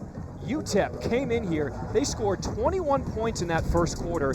That's as many points that they scored in the first quarter, their first 6 games combined. Yeah, FIU trying to rev up that offense. Haven't really been able to get it going just yet, specifically through the air. Need more explosive plays, shots down the field from K'Wan Jenkins.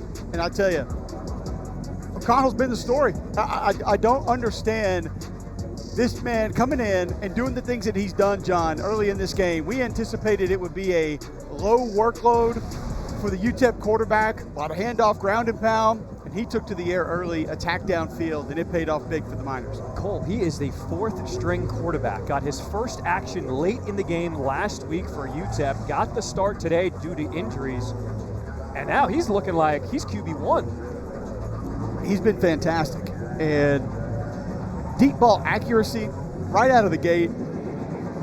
I'm blown away with how he's performed so far tonight. This UTEP offense has been fantastic. You and I talked about it before the game. You're going to get a little bit of everything. They're going to show you almost every formation in the book, and it has paid off tonight. So the Panthers will get the ball first to start this third quarter. As your boy Flabiano kicks this one deep. That'll be Bracey from his one, upended. Nice tackle in open field.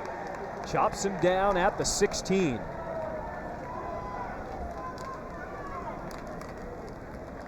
If you're FIU, head coach Mike McIntyre, what was the message at the half?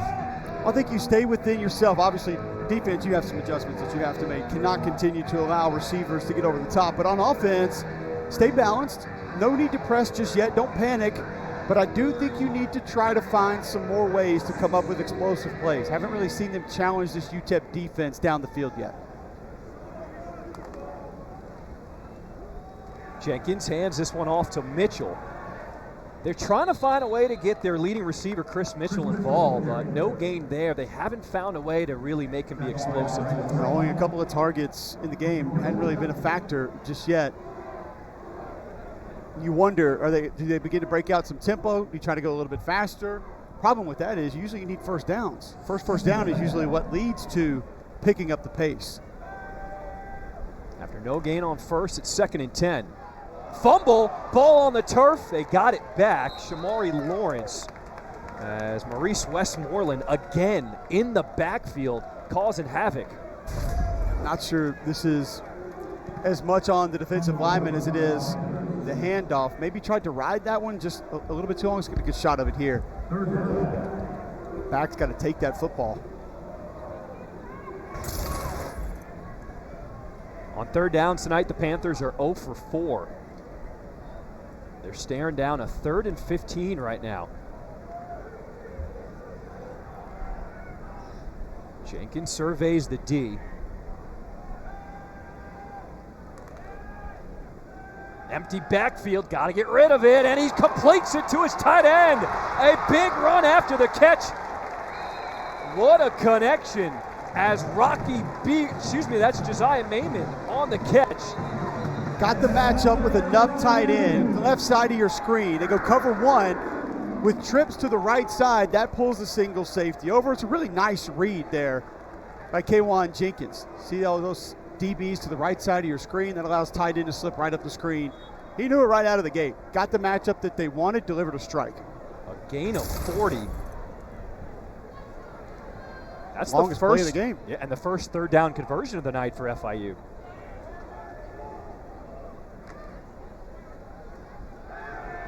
Jenkins unloads downfield, and a good grab. There's his receiver, Chris Mitchell. You throw it in the vicinity of Mitchell, he's going to go up and get it. Picked up 27. That stacked formation. Just going to kind of man it out of there. No top hat on that one. And Chris Mitchell going up and attacking the football. Excellent job, good route. FIU on the move. We said they needed to challenge downfield. Having success here early in the 2nd half. Mitchell, number 10, he's at the top of the screen right now on 1st down. Handoff. And Lawrence will pick up 2. Mitchell came into the game the leading receiver in Conference USA, over 550 yards. See what he's done on the season compared to last season. Having a breakout year. Well, that's also now 7 straight games he's had a reception of 30 yards or more. On 2nd and 8, Jenkins keeps it, looking in the direction of his receiver. And that is complete. Eric Rivers, he's the Memphis transfer. He picked up 19, and all of a sudden, FIU, they want to use some tempo. Like where that ball was located. K'Wan Jenkins as well. Knew he had inside leverage from the DB, gets it to that outside shoulder. You know, Rivers is a guy who was actually the #1 receiver in fall camp. Injured his hand early on, but now they feel like he's coming on as he's getting healthy. They'll have 1st and goal.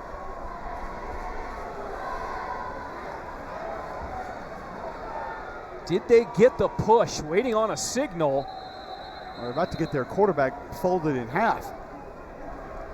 And they did not get in. Got to be marked short.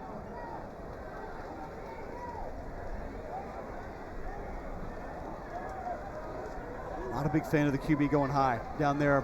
Quarterback sneak, stay low, continue to drive your feet. Maybe you can get a little shove from behind, a little extra push. A little tush push. There you go. It's a virtually unstoppable play. Looks like Coach Mack is upset. He wants the officials to take another look at it. 2nd and goal from the 1. Jenkins under center. They push him. And he gets in. Touchdown, FIU.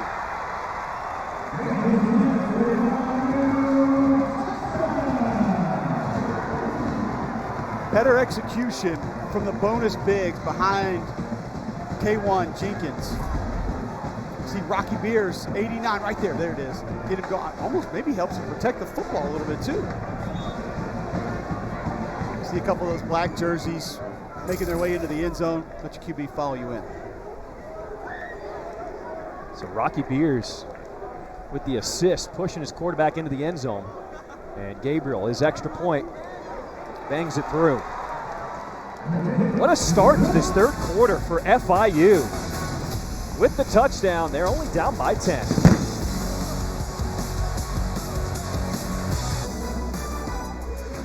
Saturday afternoon on ABC and the ESPN app at 3:30 Eastern, 12:30 Pacific. Bo Nix and number 8 Oregon square off against Michael Penix Jr. and number 7 Washington.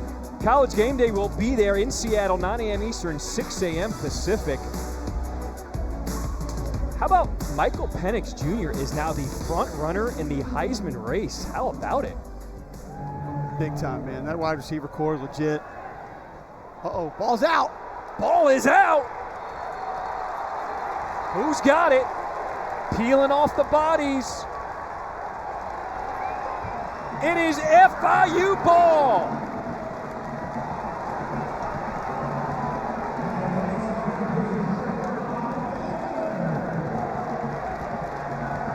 So the first thing that I like about this, John, is the kicking team gets out there, they set up and go. They're not wasting any time. Don't allow for any adjustments.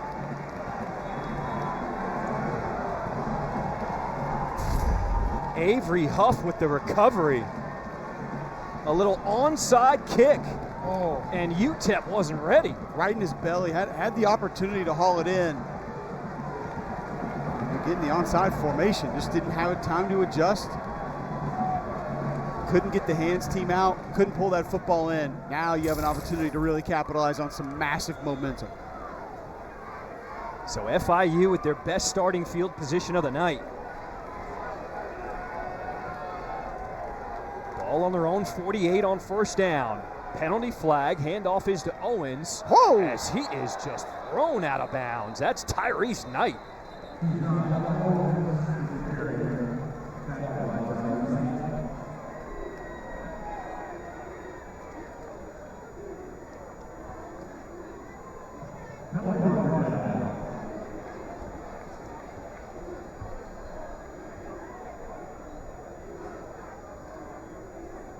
There are 2 fouls on the play, both by the offense. Illegal formation, 5 players in the backfield. That penalty is declined. Holding, offense number 50. 10-yard penalty from the previous spot, first down. That's on the left guard, Nair Jackson. Well, Tyrese Knight shows you how valuable, there you see Jackson right there with the hold, and Tyrese Knight, that wingspan, putting it to good use. That's just ejecting an individual from the club. I see what you did there in Miami, okay. After the penalty, 1st and 20. The toss. Trying to get upfield is Lawrence. And he'll pick up 7. It's a good block out front by Rocky Beers. Tight end transfer from Air Force. Coach is very complimentary of his play, how hard he works. Not on scholarship yet, is still a walk-on, but Mike McIntyre saying we're not going to be able to keep him off scholarship for long. Out of the shotgun, Jenkins on 2nd and 13. Pockets closing, and he is dropped. There's that man again, Maurice Westmoreland with the sack as he was helped by Torrey Richardson, a loss of 3. Well, welcome to our nation's epidemic, folks. Slide protection. You see everybody gapping to their left. That puts a back on an edge rusher, and you still allow a defensive end to come in quick gap protection. Ball's got to get out. FIU allows 3.5 sacks per game. That's the 4th sack they've allowed tonight. And now UTEP will back up in coverage because it's 3rd and 16. Trying to set up the screen pass. Lawrence. And that one had no chance as UTEP was allowing everything to go underneath. That's not going to pick up first down yardage, John, but I tell you, number one, I like the patience, the awareness from Kewan Jenkins. They're seeing the defender, so don't just rope it out there. And then having to layer that ball up over the defender That's a nice little touch pass. You know, that's kind of like that little 10-foot jumper that a lot of guys in the NBA can't hit, specifically down the road. Taking shots out here. What's wrong with the mid-range game? How about this? Offense stays on the field on 4th and 6, so that was the setup play. They got the FIU three-point specialist down there, so. I feel you. Long-range guy. On 4th and 6, Jenkins keeps it himself, and he does not get it. Tyrese Knight with the tackle forces the turnover on downs. That's one guy that when I need a play and I probably need some extra yards, I don't want to run at him. I don't want to run at number 10. Would love to know what you saw there that you felt like you could go quarterback run by design and be able to pick up 6-7 yards and a first down. Did not work. UTEP gets the ball back.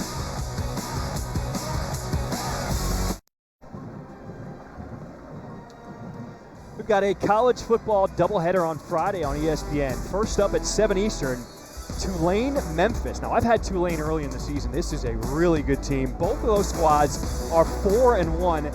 And then it's followed by Stanford, Colorado at 10 Eastern. Buffalo's are 4-2 and looking for another conference win. How about the numbers this season for Shedeur Sanders? He has been outstanding. So impressive in the pocket, big arm. I've been blown away with how he's handled himself inside that Colorado offense. And I'll tell you this, that defense they're going against, a lot of yards for the Buffaloes coming up. So after the turnover on downs, UTEP get their best starting field position of the day. They start from their own 46. McConnell directing traffic on first down. Handoff is to Burgess. And Burgess is stuffed. Maybe he got one. Jack Daly was there to meet him at the line of scrimmage. I think that was 99. Jordan Garrod setting the edge over on the right side of that UTEP offensive line. Left side of your screen. Look at big 99. Oh, get off of me. He and 97, Alex Nobles. It's one of the things that Jovan DeWitt told us. At certain times with that stretch play, depending on the call, they have to set a strong edge and turn that run back inside. 2nd and 9. McConnell looking to throw. Trying to escape out of the pocket, getting chased down, spin move. He will be dropped. That's Reggie Peterson. He's a guy who studies all the tape. He's a guy as a linebacker will call out the plays when he sees formation. He lets his defenders know what's coming. Yeah, he's got a great beat. Watch 97, Alex Nobles, top of your screen.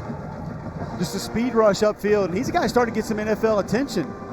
A former walk-on at North Carolina, obviously new coach to it. Came to FIU, now on scholarship, got his master's degree, had an 81-yard fumble return for a touchdown in this game a year ago. 3.5 sacks, leader in the clubhouse for FIU in that department. He's been great off the edge. UTEP, they have been running the ball. McConnell, he hasn't thrown a pass since his only incompletion with 10:16 left in the second quarter.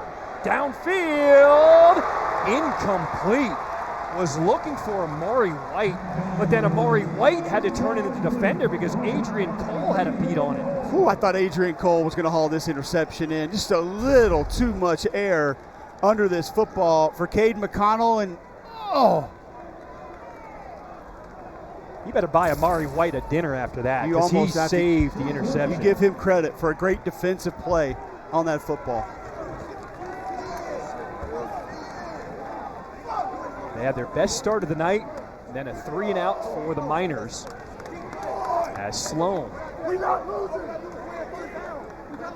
Fair catch called for out of bounds. Marked out at the 17-yard line.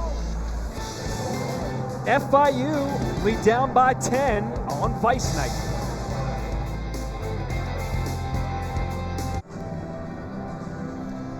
Coming into the night for UTEP, Praise Amehule, 19.5 career sacks. He is just a half sack away from tying the all-time school record. A full sack would give him the record.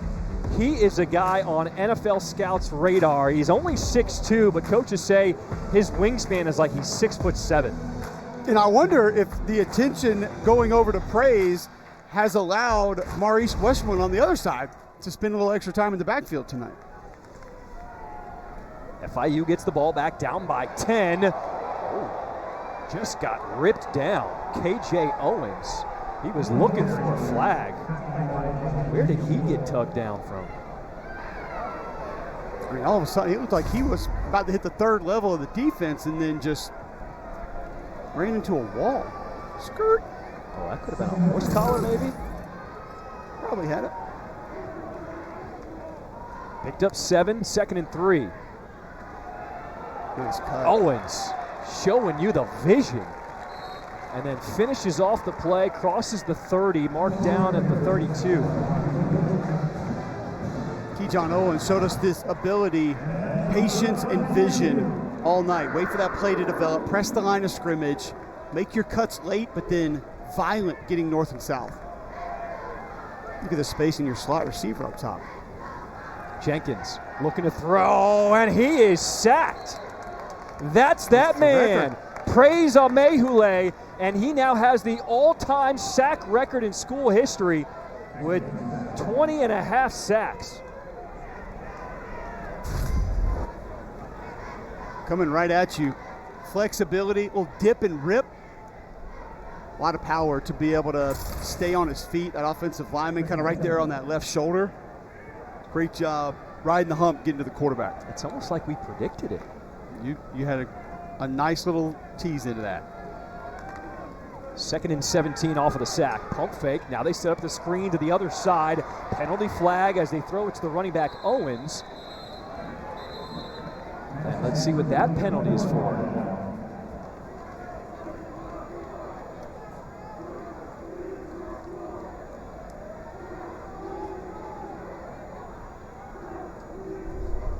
Ineligible player downfield, offense number 52. 5-yard penalty, remains 2nd down. Let's go back to that sack by Amehule. You see up top, hips open up just a little bit too quickly.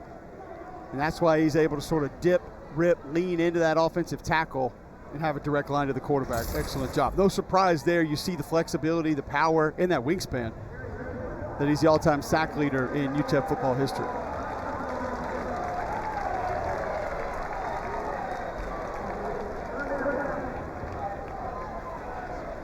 So they actually decided to pick up that penalty flag. So no penalty against FIU.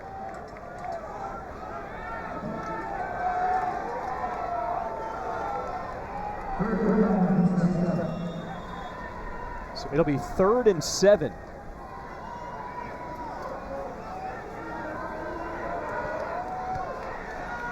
Jenkins calling out the protection.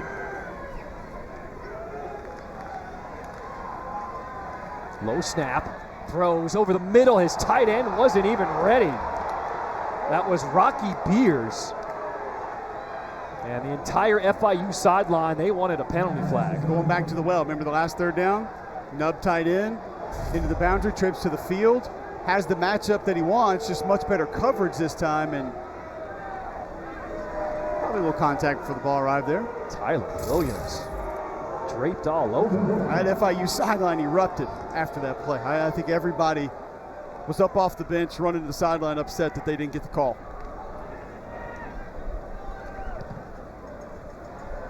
So Montiel's punt.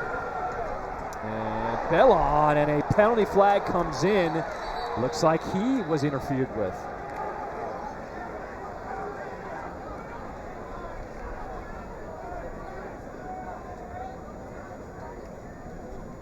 Avery Huff was the man who was the closest to the punt Kick returner. catch interference by the kicking team number 3. 15-yard penalty from the spot of the foul, 1st down. Well, Bellon's not going to put the ball on the ground. My All-Conference USA punt returner a year ago. Yeah, it's you're not. Can't be upset with the guy putting the ball on the ground there. You get the shoulder shimmy, get checked into the boards. So that's number 3, JoJo Evans, called for that penalty. So UTEP gets the rock. They start from their own 41.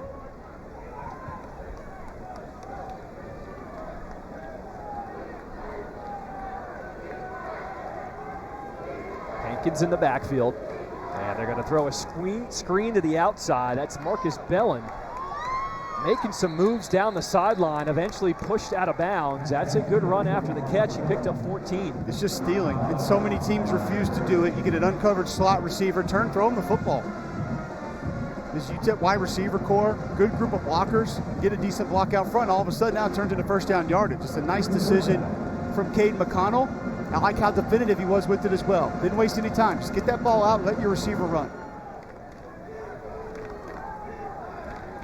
Ball on the FIU 45 and movement up front.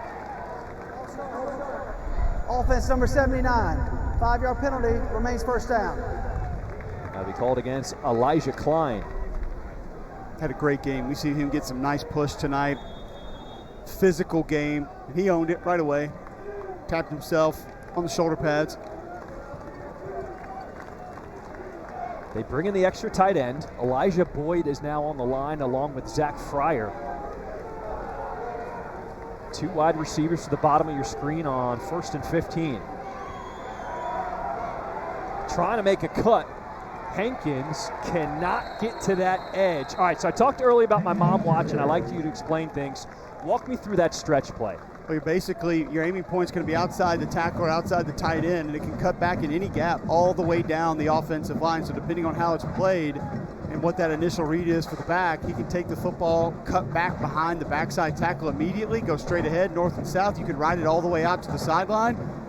A little bit of a kamikaze play there by Donovan Manuel. You saw him come diving through the line of scrimmage. It's risky because if it doesn't slow the track down, all of a sudden he's getting to that corner, he's gone. And that is how you do it, folks. Cole Kublik, he's here all night.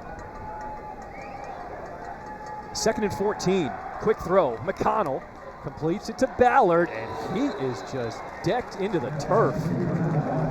That's Jamal Potts. One thing I will tell you, John, is that there are a couple of teams around college football that have gone to that play this year, and people just expect it to work right away. Just a nice throw catch, and then maybe a little extra on the tackle. Got him to the ground.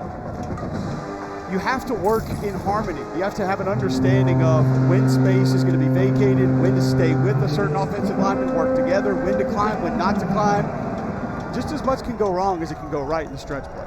Under 2 minutes to play in this third quarter on 3rd and 8. They send the blitz. It's picked up nicely. McConnell finds his receiver. Akari made the adjustment, then got the first down. Akari keeps adding on to his career night. Picked up 17. Where's he been? I mean, honestly, he was the main focus of the offense for a quarter and a half, and then all of a sudden we just didn't hear from him for 4 or 5 drives.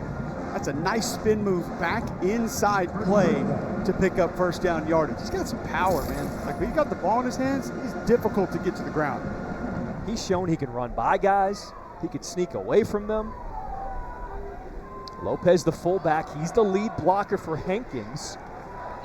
But that hole is plugged up. Might have actually lost a yard on that play.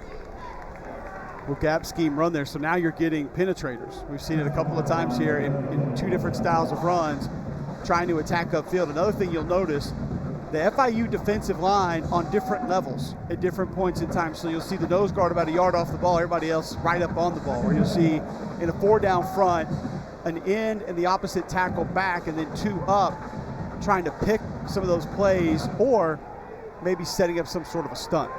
Pretty level here. 2nd and 11, they set up the screen to the outside as Akari sheds the first guy.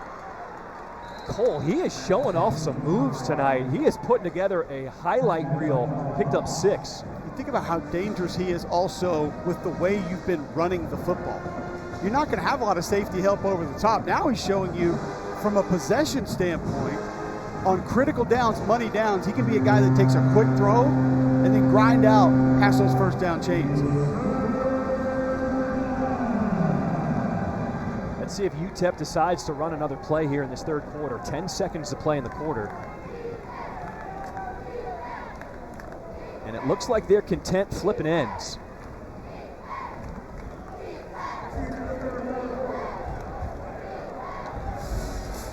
UTEP started this game hot, scoring 21-0, but FIU has come back. It is just a 10-point game as we go to the fourth quarter here in Miami. Someone's going to get their first win in Conference USA.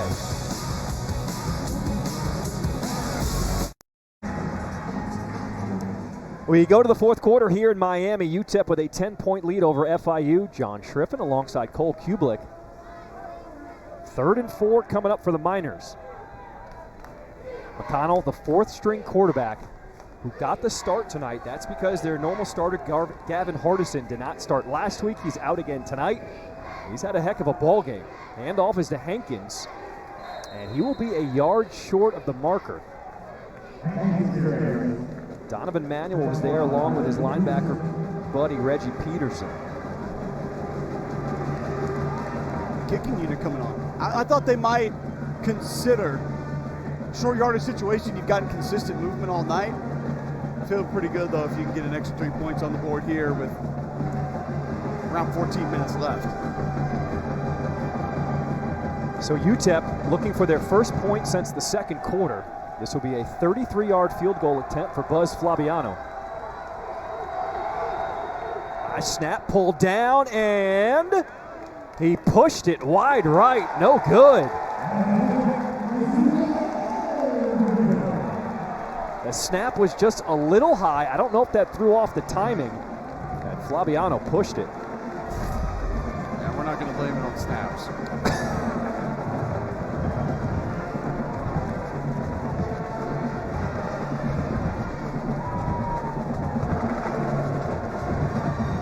Not a lot of extracurriculars after that one. Aerial coverage tonight provided by Goodyear, celebrating the challenge of road games everywhere. Are you ready for the road? Goodyear, more driven. Incredible shots of this field. They have a new field they paint after every game because they share this field with a professional soccer team. They got the 305, the baby blue, the pink for Vice Night. Now they need to come back. FIU, their largest comeback is 19 points. At one point, they were down by 21 tonight.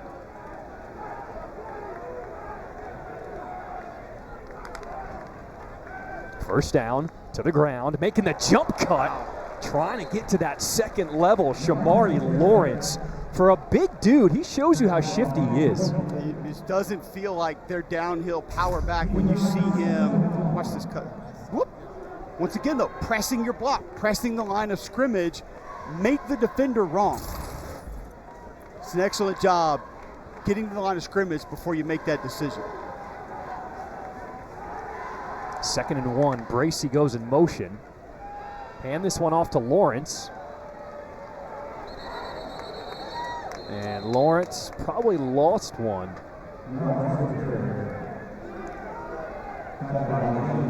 You can probably guess who he ran into. Tyrese Knight, nation's leading tackler. You're not going to fool him too often.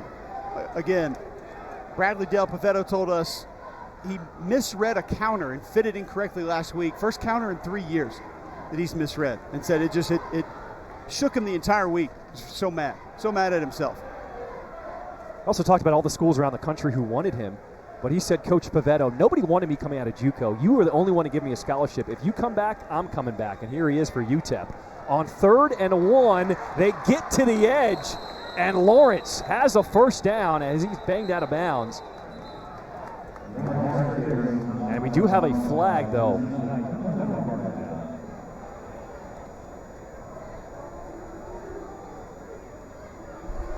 Holding, offense number 89.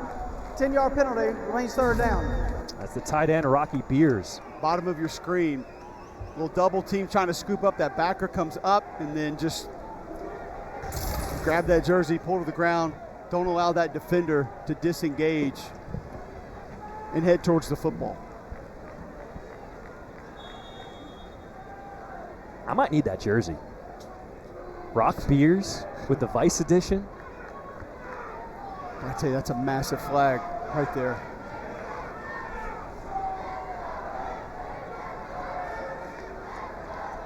So the hold negates the first down. It is now 3rd and 11. The nub tight end has been the choice on 3rd downs the last 2 times. Jenkins, he just gets rid of it. He had all kinds of white jerseys in his face. Praise Amehule was there along with Raquan Thompson.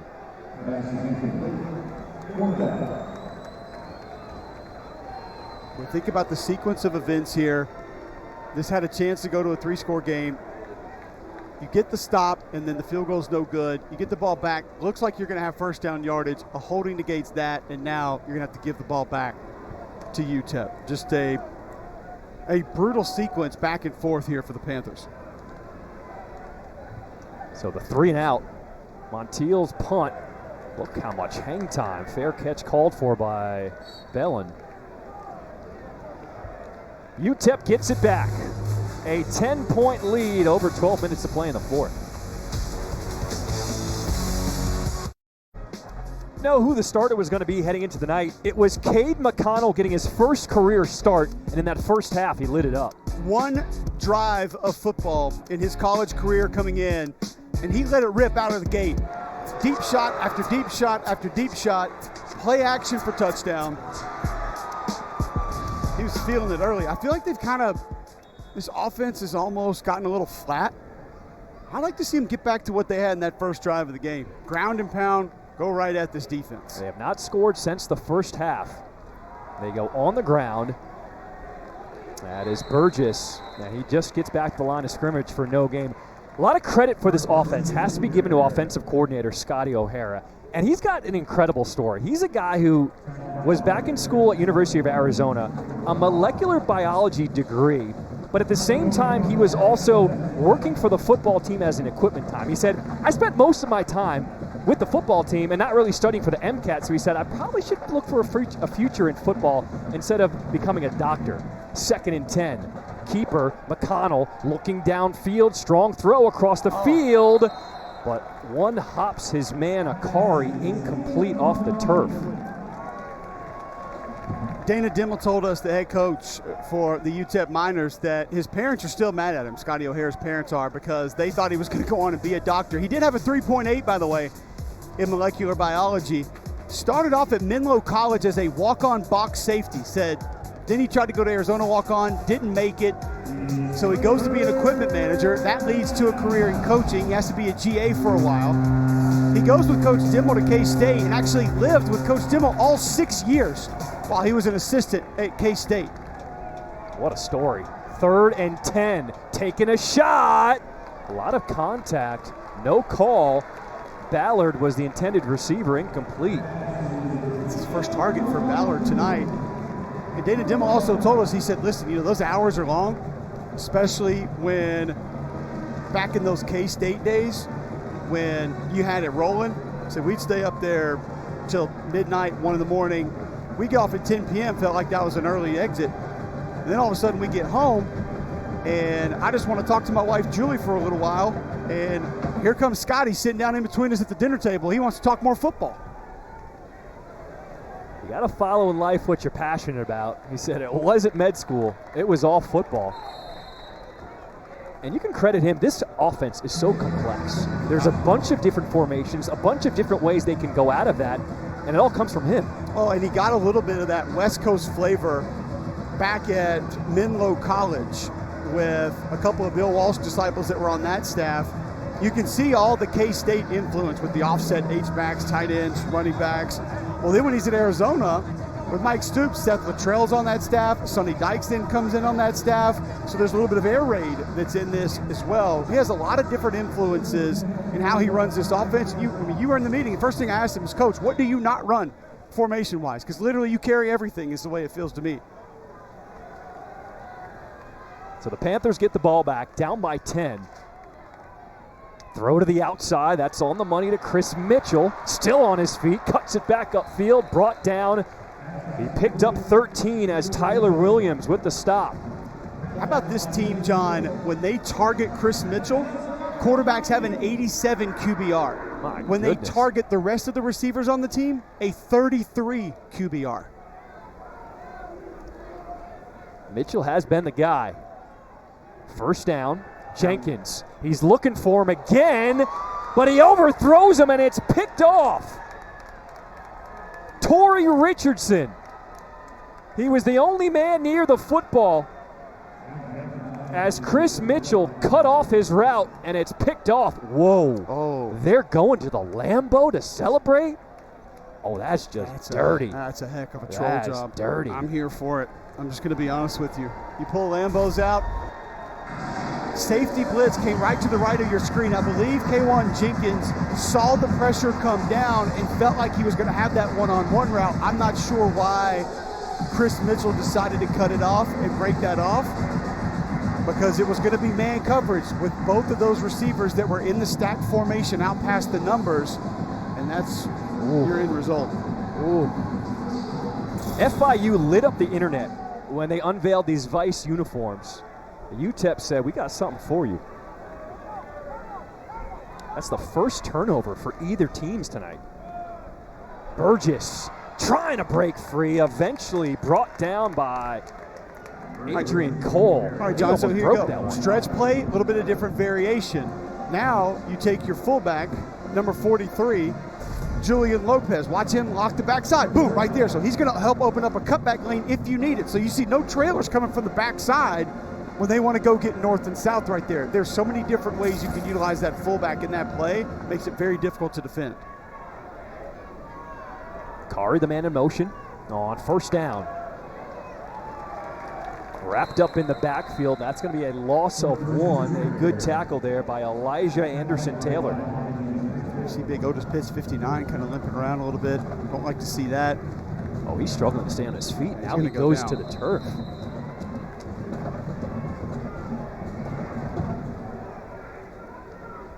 Now, that is not a good sign for this offensive line because they have already been banged up. Their starting left tackle, Stephen Hubbard, he is out for tonight. They had to shift around some guys.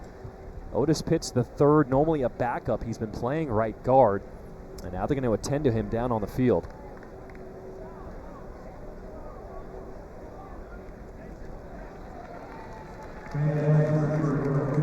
That's been the story of the season so far for UTEP. Just getting banged up, these injuries. Just rolled up on that left ankle. Oh, almost twice got him. That's tough. I hate seeing that. It is one of the things, another thing about the stretch play, and especially with UTEP, they're a little bit Minnesota-like with how they run their stretch play. At times, it is very flat, meaning they turn and run almost straight towards the sideline. And so when you do that, you're going to get a lot of guys coming from behind you because there's not as much north and south with it to get guys on different levels. So that backside flow, if you're engaged, a lot of times it can come catch up with you.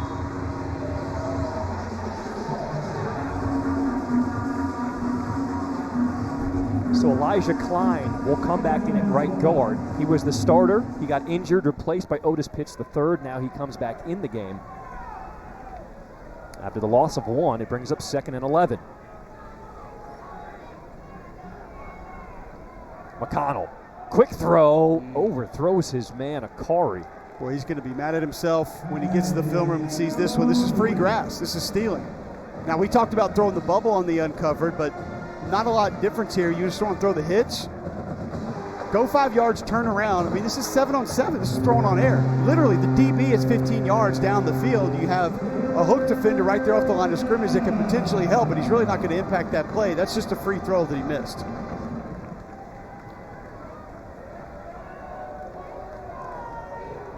UTEP defense came up with the first interception, first turnover of the game for either team. Can the Miners on offense capitalize? 3rd and 11. McConnell, all types of time, uncorks, downfield. Did he catch that? Akari came back and caught it. No way. A 45-yard pickup. Kelly Akari, have yourself a night. Unbelievable. Look at the adjustment. Watch late. Go back and attack the football. That number one going to prevent the interception. Can't come down with it. Well, don't give up on the ball. Go get it. I mean, I felt like I was watching Prayer Jordan Hare there for a second. Akari is now the 7th player in UTEP history with a 200-yard receiving game. Into the red zone for the Miners, 1st and 10. They pound the rock on the ground with Burgess, and he gets out of bounds. They mark him out at the 12. 8 catches, 223 yards, 2 touchdowns for Kelly Akari. What a night. He's done all the work, too. He had a couple of 3rd and shorts that he helped convert. It hasn't been all deep balls. I know a lot of it has been. And he's made some amazing grabs, a couple catch and runs down the field, but he's shown you tonight he can be their everything wide receiver.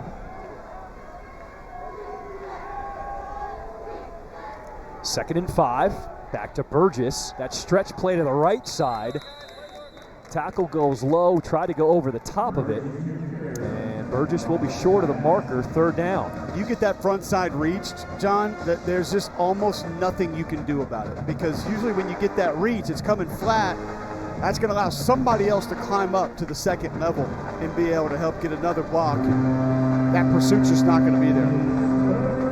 A career high night for Akari, as right now he's on the bench. 3rd and 1. He had 290 yards on the season coming into this game. Burgess the man in the backfield. That's Lopez, the fullback, in motion.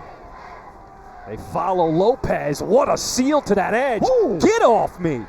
Torrance Burgess with a little hip check as Adrian Cole, the defender, went flying. I'll say this, Justin Mayers, 66, left guard for UTEP, is having a monster game. Another big block there to help spring that, but do you need a block when you can do this? Watch 66 right there in the corner. He gets that locked down. How about this?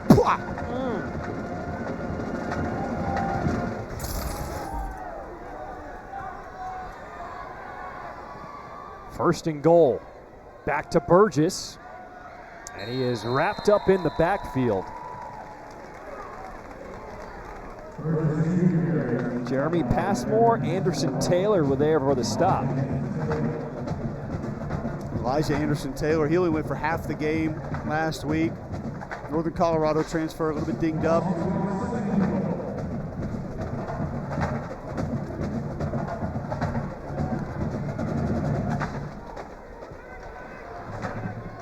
You look at the clock, all the time that's ticking off for UTEP.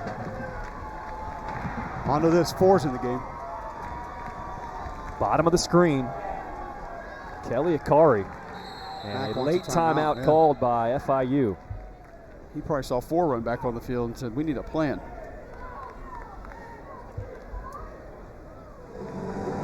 So the Panthers on defense call timeout. They want to talk it over. It'll be 2nd and goal when we come back. ESPN Plus is the home of more than 400 Conference USA events for the fall, winter, and spring seasons, including these women's soccer matches tomorrow night. Liberty, they host Jacksonville State at 6 Eastern. Middle Tennessee State hosts UTEP at 8 Eastern. If you're a Conference USA fan, you got to have it. Go to ESPNplus.com to sign up. There are so many great live events, programming. You can rewatch games on ESPN Plus. We have more substitutions late, and this is coming out of the timeout for FIU. I understand out of a timeout how you don't have your personnel ready. And so fullback flexed up top, probably going to bring him back in. Ball is spotted at the 4. It's 2nd and goal for the Miners. Looking to put this game away. McConnell hands it off to his running back in Burgess. And he will be stood up. Did not get much. It's a nice adjustment from Julian Lopez, a former walk-on fullback, homegrown El Paso kid. He's rolling with that stretch play, realizes he needs to get backside just a little bit, sees the backer, climbs back up after retracking, allows him to pick up an extra yard or 2. And you know where we're going to be next week? In El Paso. If any fans out there for UTEP know any food recommendations, hit us up. We like good grub. 3rd and goal. McConnell looking, end zone. Denied, incomplete. They were trying to find their fullback Lopez, getting him involved, but he did not hang on for the catch. How about the grab though? They ran the same play, I believe it was 2 games ago, and it was right there by the pylon. Lopez couldn't come up with the grab. Oh! What a hit by Massis. Great job coming over there and just laying down the boot.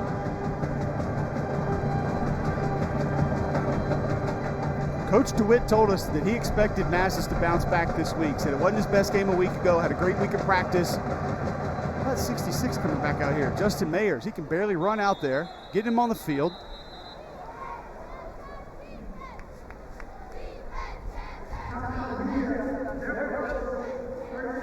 If you're on field goal team and you're hurt, you still got to get out there. So So UTEP will use their first timeout here in the second half. Stops the clock at 5:27 as they want to get their field goal unit on. This would be a 19-yard attempt.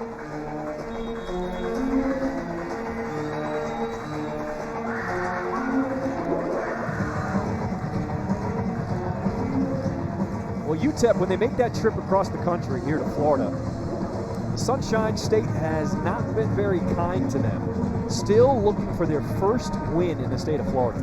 And as I said before, John, they've lost 35 of their last 40 road games. There are a lot of reasons that this would be a massive win for the UTEP program. Check that officially. This will be a 20-yard field goal attempt for Flabiano.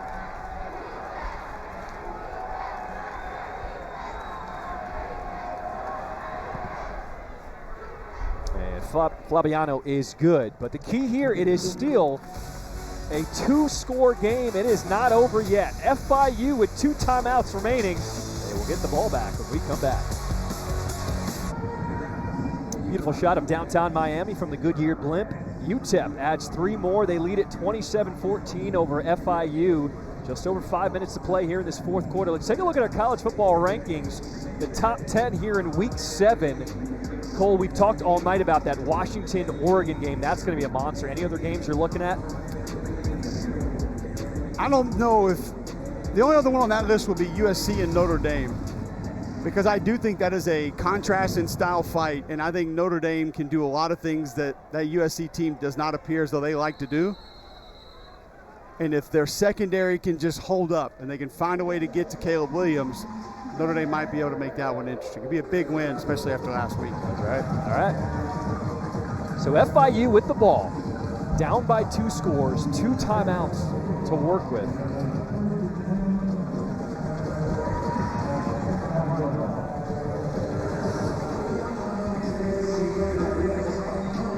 Early on, it looked like UTEP was going to run away with this game. It was 21-0, and it was real quick. And I do wonder how much of that was a little bit of throttling back, maybe taking your foot off the gas. Jenkins, pocket collapses, and he just gets rid of it. And that's been a consistent Looking problem tonight, John, for FIU. When they've needed extra time in the pocket, they have not been able to find it. Now, a lot of the quick throws and some of the quick distribution has been fine. The running game has been a little bit hit and miss, but at times it's been pretty good. That right there is where this FIU team has really struggled this evening. The coaching staff is careful with their quarterback. Not the biggest guy, just 190 pounds. They don't want him taking shots in the run game. Second down, throwing it downfield. It looked like Patterson came up. No, incomplete. And Patterson is still down on the turf after the play.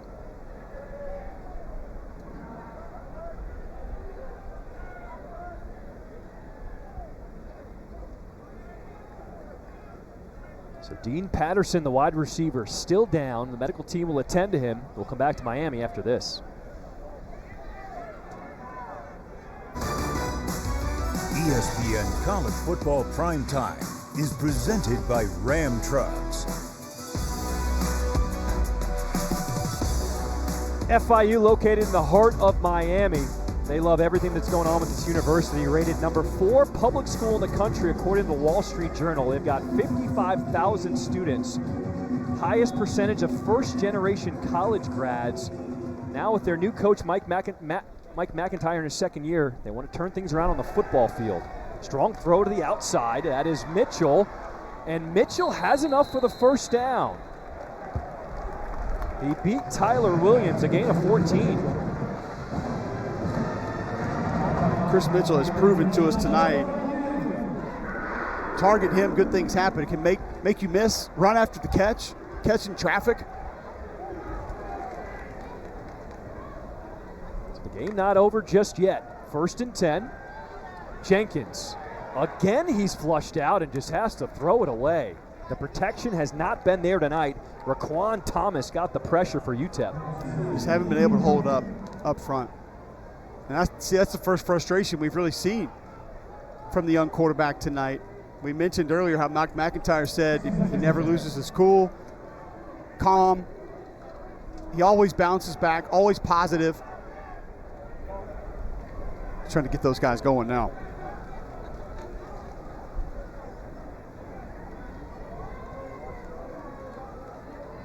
Bracy, the man in motion on 2nd and 10. Fake the handoff. Jenkins has to scramble again. Oh. Ball is out, still out. Look what I And found. UTEP fell on it. James Neal, we weren't even sure he was going to play tonight. And the ball just landed at his feet. Pressure again, sliding it and keeping the tight end in. Help comes too late. UTEP does a nice job blitzing the back where that protection is going away from. Ball slips out. Nah, just trying to do too much there. You just got to eat that one. Neal, how about your guy James Neal right here? celebrated Oh, look too what I early. found. He started to flex on him, and he's like, oh, wait a minute. Play still going? There's a football right there. Wait a minute. We got Kewan Jenkins, starting quarterback for FIU, still down on the turf.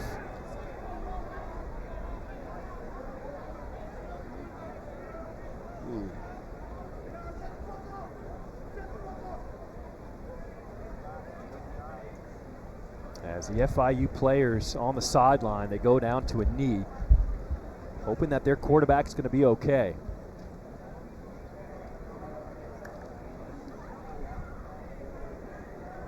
I mean, there's no doubt he is a star in the making. Just 18 years old, a true freshman. He's given the reins of this team.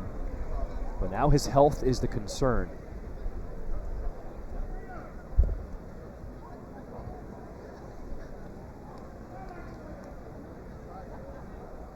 And this is the fear, right? When you get him outside the pocket, they didn't want to use him in the run game much. Oh, what a good sign.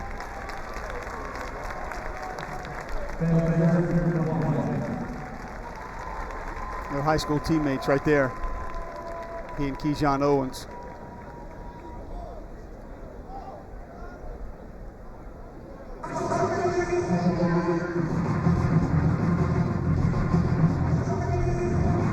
Let's take another look at that last play where the ball came out.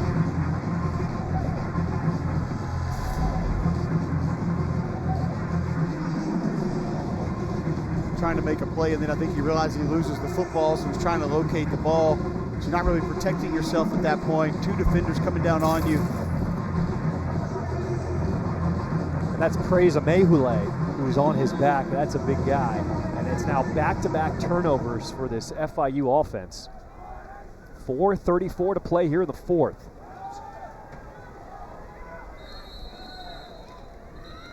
Two timeouts remaining for FIU. And they're going to burn one here.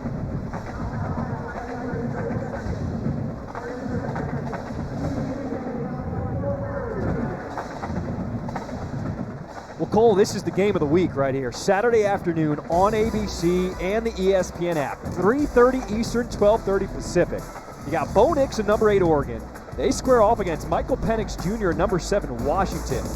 Michael Penix Jr. is the front runner for the Heisman now. They're going to be slinging it out west in Seattle. College game day will be there. 9 a.m. Eastern, 6 a.m. Pacific. It's going to be a goodie. I'm excited for that one. Ryan Grubb does such a good job with that Washington offense. Kalen DeBoer has just been incredible with what he's built. Bo Nix completely rejuvenated at Oregon the last 2 years.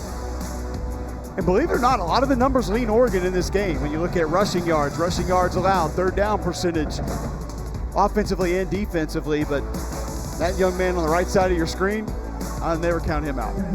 He can light up the scoreboard in a hurry. They've added Dylan Johnson, running back from Mississippi State, gives him one more downhill threat, north-south threat. That offensive line playing really physical for the Washington Huskies right now as well. They're a fun group to watch. We got a Wildcat out there. Burgess in at quarterback. And it didn't fool anybody. He lost one.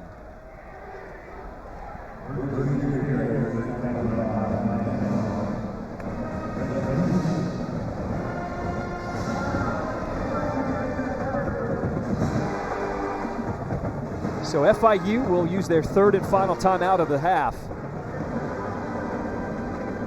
Aerial coverage tonight provided by Goodyear. Road tested and game ready. Are you ready for the road? Goodyear, more driven.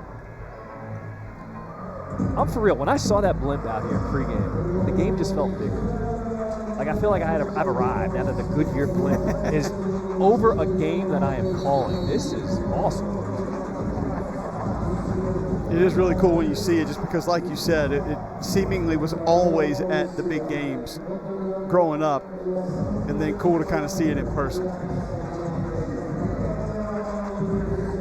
Beautiful shot up above here. FIU, they've got all the infrastructure. McIntyre in her second year trying to turn it around. 3rd and 9. Wildcat again. Hankins.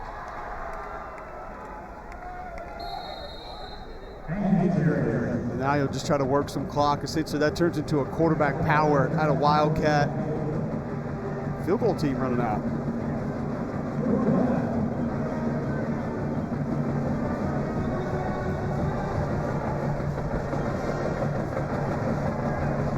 So Flaviano with a 13-point lead, trying to push it to 16. It would still be a 2-possession game even if he makes this. This is a 42-yard attempt. Flaviano has made it from 20 and 37 yards tonight.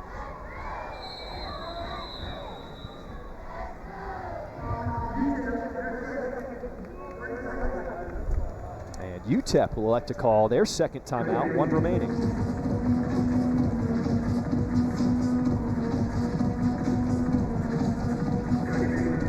Well, there's no secret. When UTEP plays FIU, they want to carry the rock on the ground. Whew. 102 for 476 on the ground in 2 contests. That was their last win against an FBS opponent, by the way.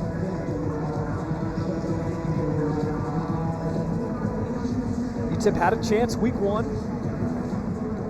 At Jacksonville State, they lost by 3. Last week, they lost against Louisiana Tech because they used 3 quarterbacks. So many injuries at that position. And now here's Flaviano from 42.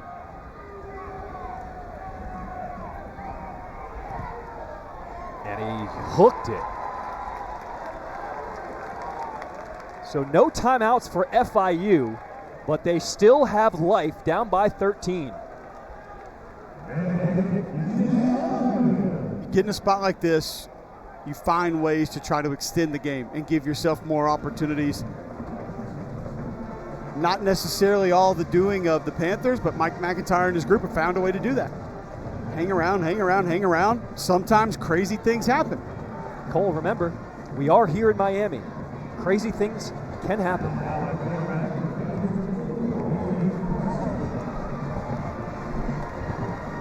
So Hayden Carlson will go in at quarterback for FIU after Jenkins got banged up on that last drive.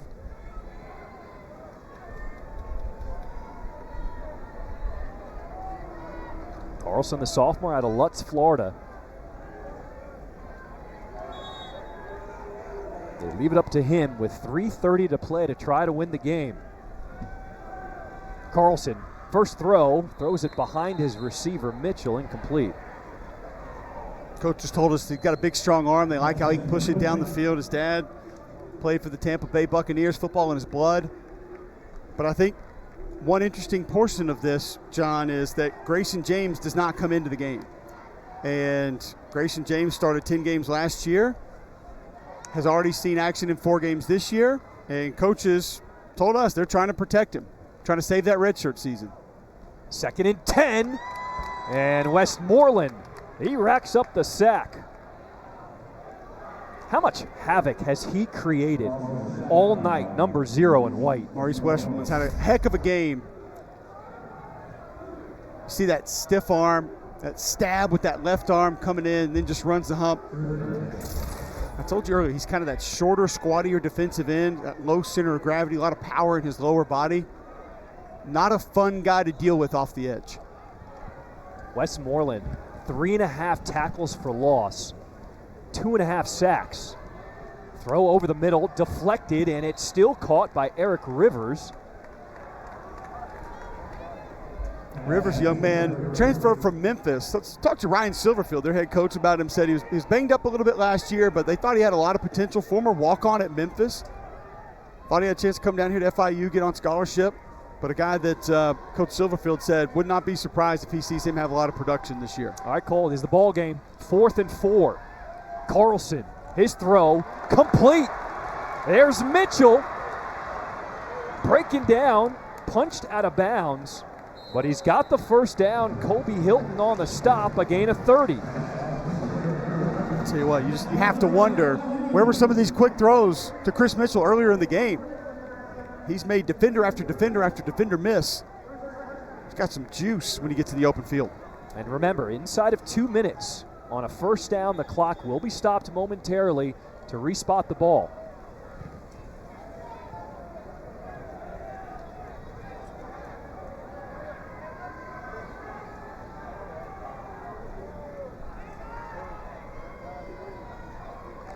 First down, Carlson, ball is on the deck, gets it back, lost it again, still loose, and it looks like FIU has jumped on top of it. That's going to be the center, John Brock II.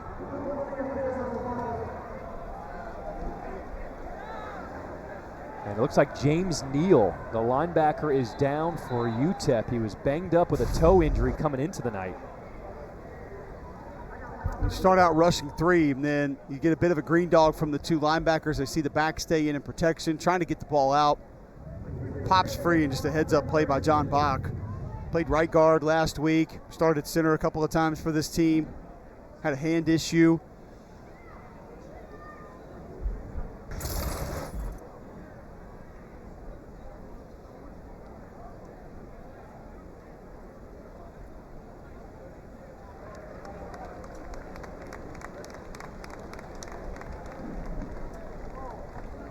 Good to see James Neal walking off. Looks like hopefully just some cramps there he was dealing with. So Neal looks like he's okay. But it'll be a 2nd and 20 now coming up for FIU. Neal, he's had a strong game. 8 tackles tonight for Neal on defense.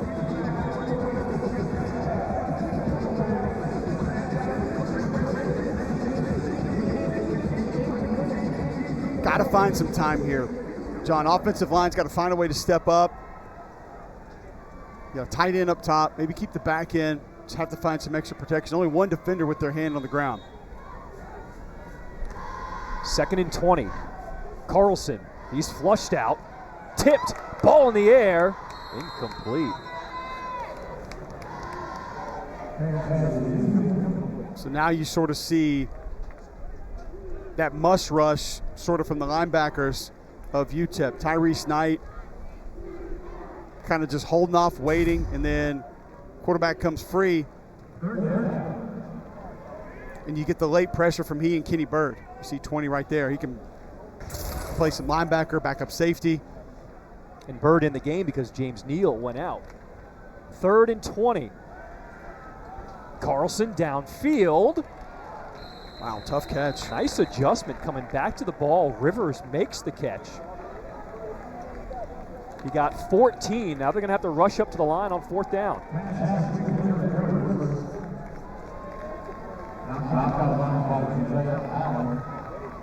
Use a lot of clock here.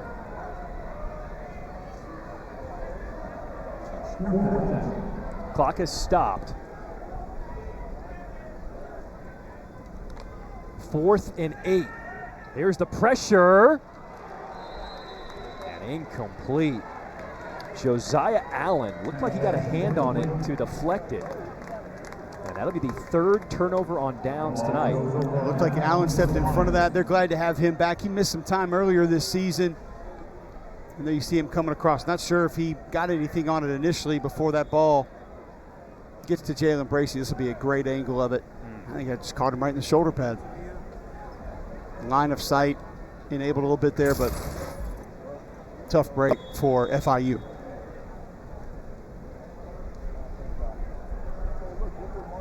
Victory formation for UTEP with FIU out of timeouts. What's the big takeaway for you tonight? The Miners coming in here 1-5, looking to get their first conference win of the season. Well, the first thing, John, that we've talked about, you mentioned it earlier, the first program win in the state of Florida ever. First time they've ever done it. They had lost 35 of their last 40 road games. So they go and they knock that out. 6-game losing streak to FBS opponents. Their last FBS win was against this team last November. So, you knock down a lot of obstacles that have been standing in your way if you're this UTEP program. And there you see Dana Dimmel, just an excellent job of getting this group ready to play a long road trip. And they came in physical. They came in angry. They came in executed well. And how positive was head coach Dana Dimmel with him when we were on the call with him this week? With all the injuries, all the things he's battled, he said, this is our most athletic team we've ever had. And he was so positive that he knew his team would come to Miami and fight. John, they didn't know what quarterback they were going to play until yesterday. They said, we're going to let a couple guys throw before we leave, and then that'll make the decision on who we're actually able to play once we get to Miami. That uncertainty, to have that positivity on your football team that you're going to be able to come in and do what you did tonight, very impressive. Great job by he and his staff. It is a final. UTEP, with their first ever win in the state of Florida, they beat FIU 27-14. They scored 21 points unanswered to start this game, and they never looked back. An impressive performance from Kelly Akari, the wide receiver, just running silly here in Miami. On Vice Night, it was UTEP who spoiled the party.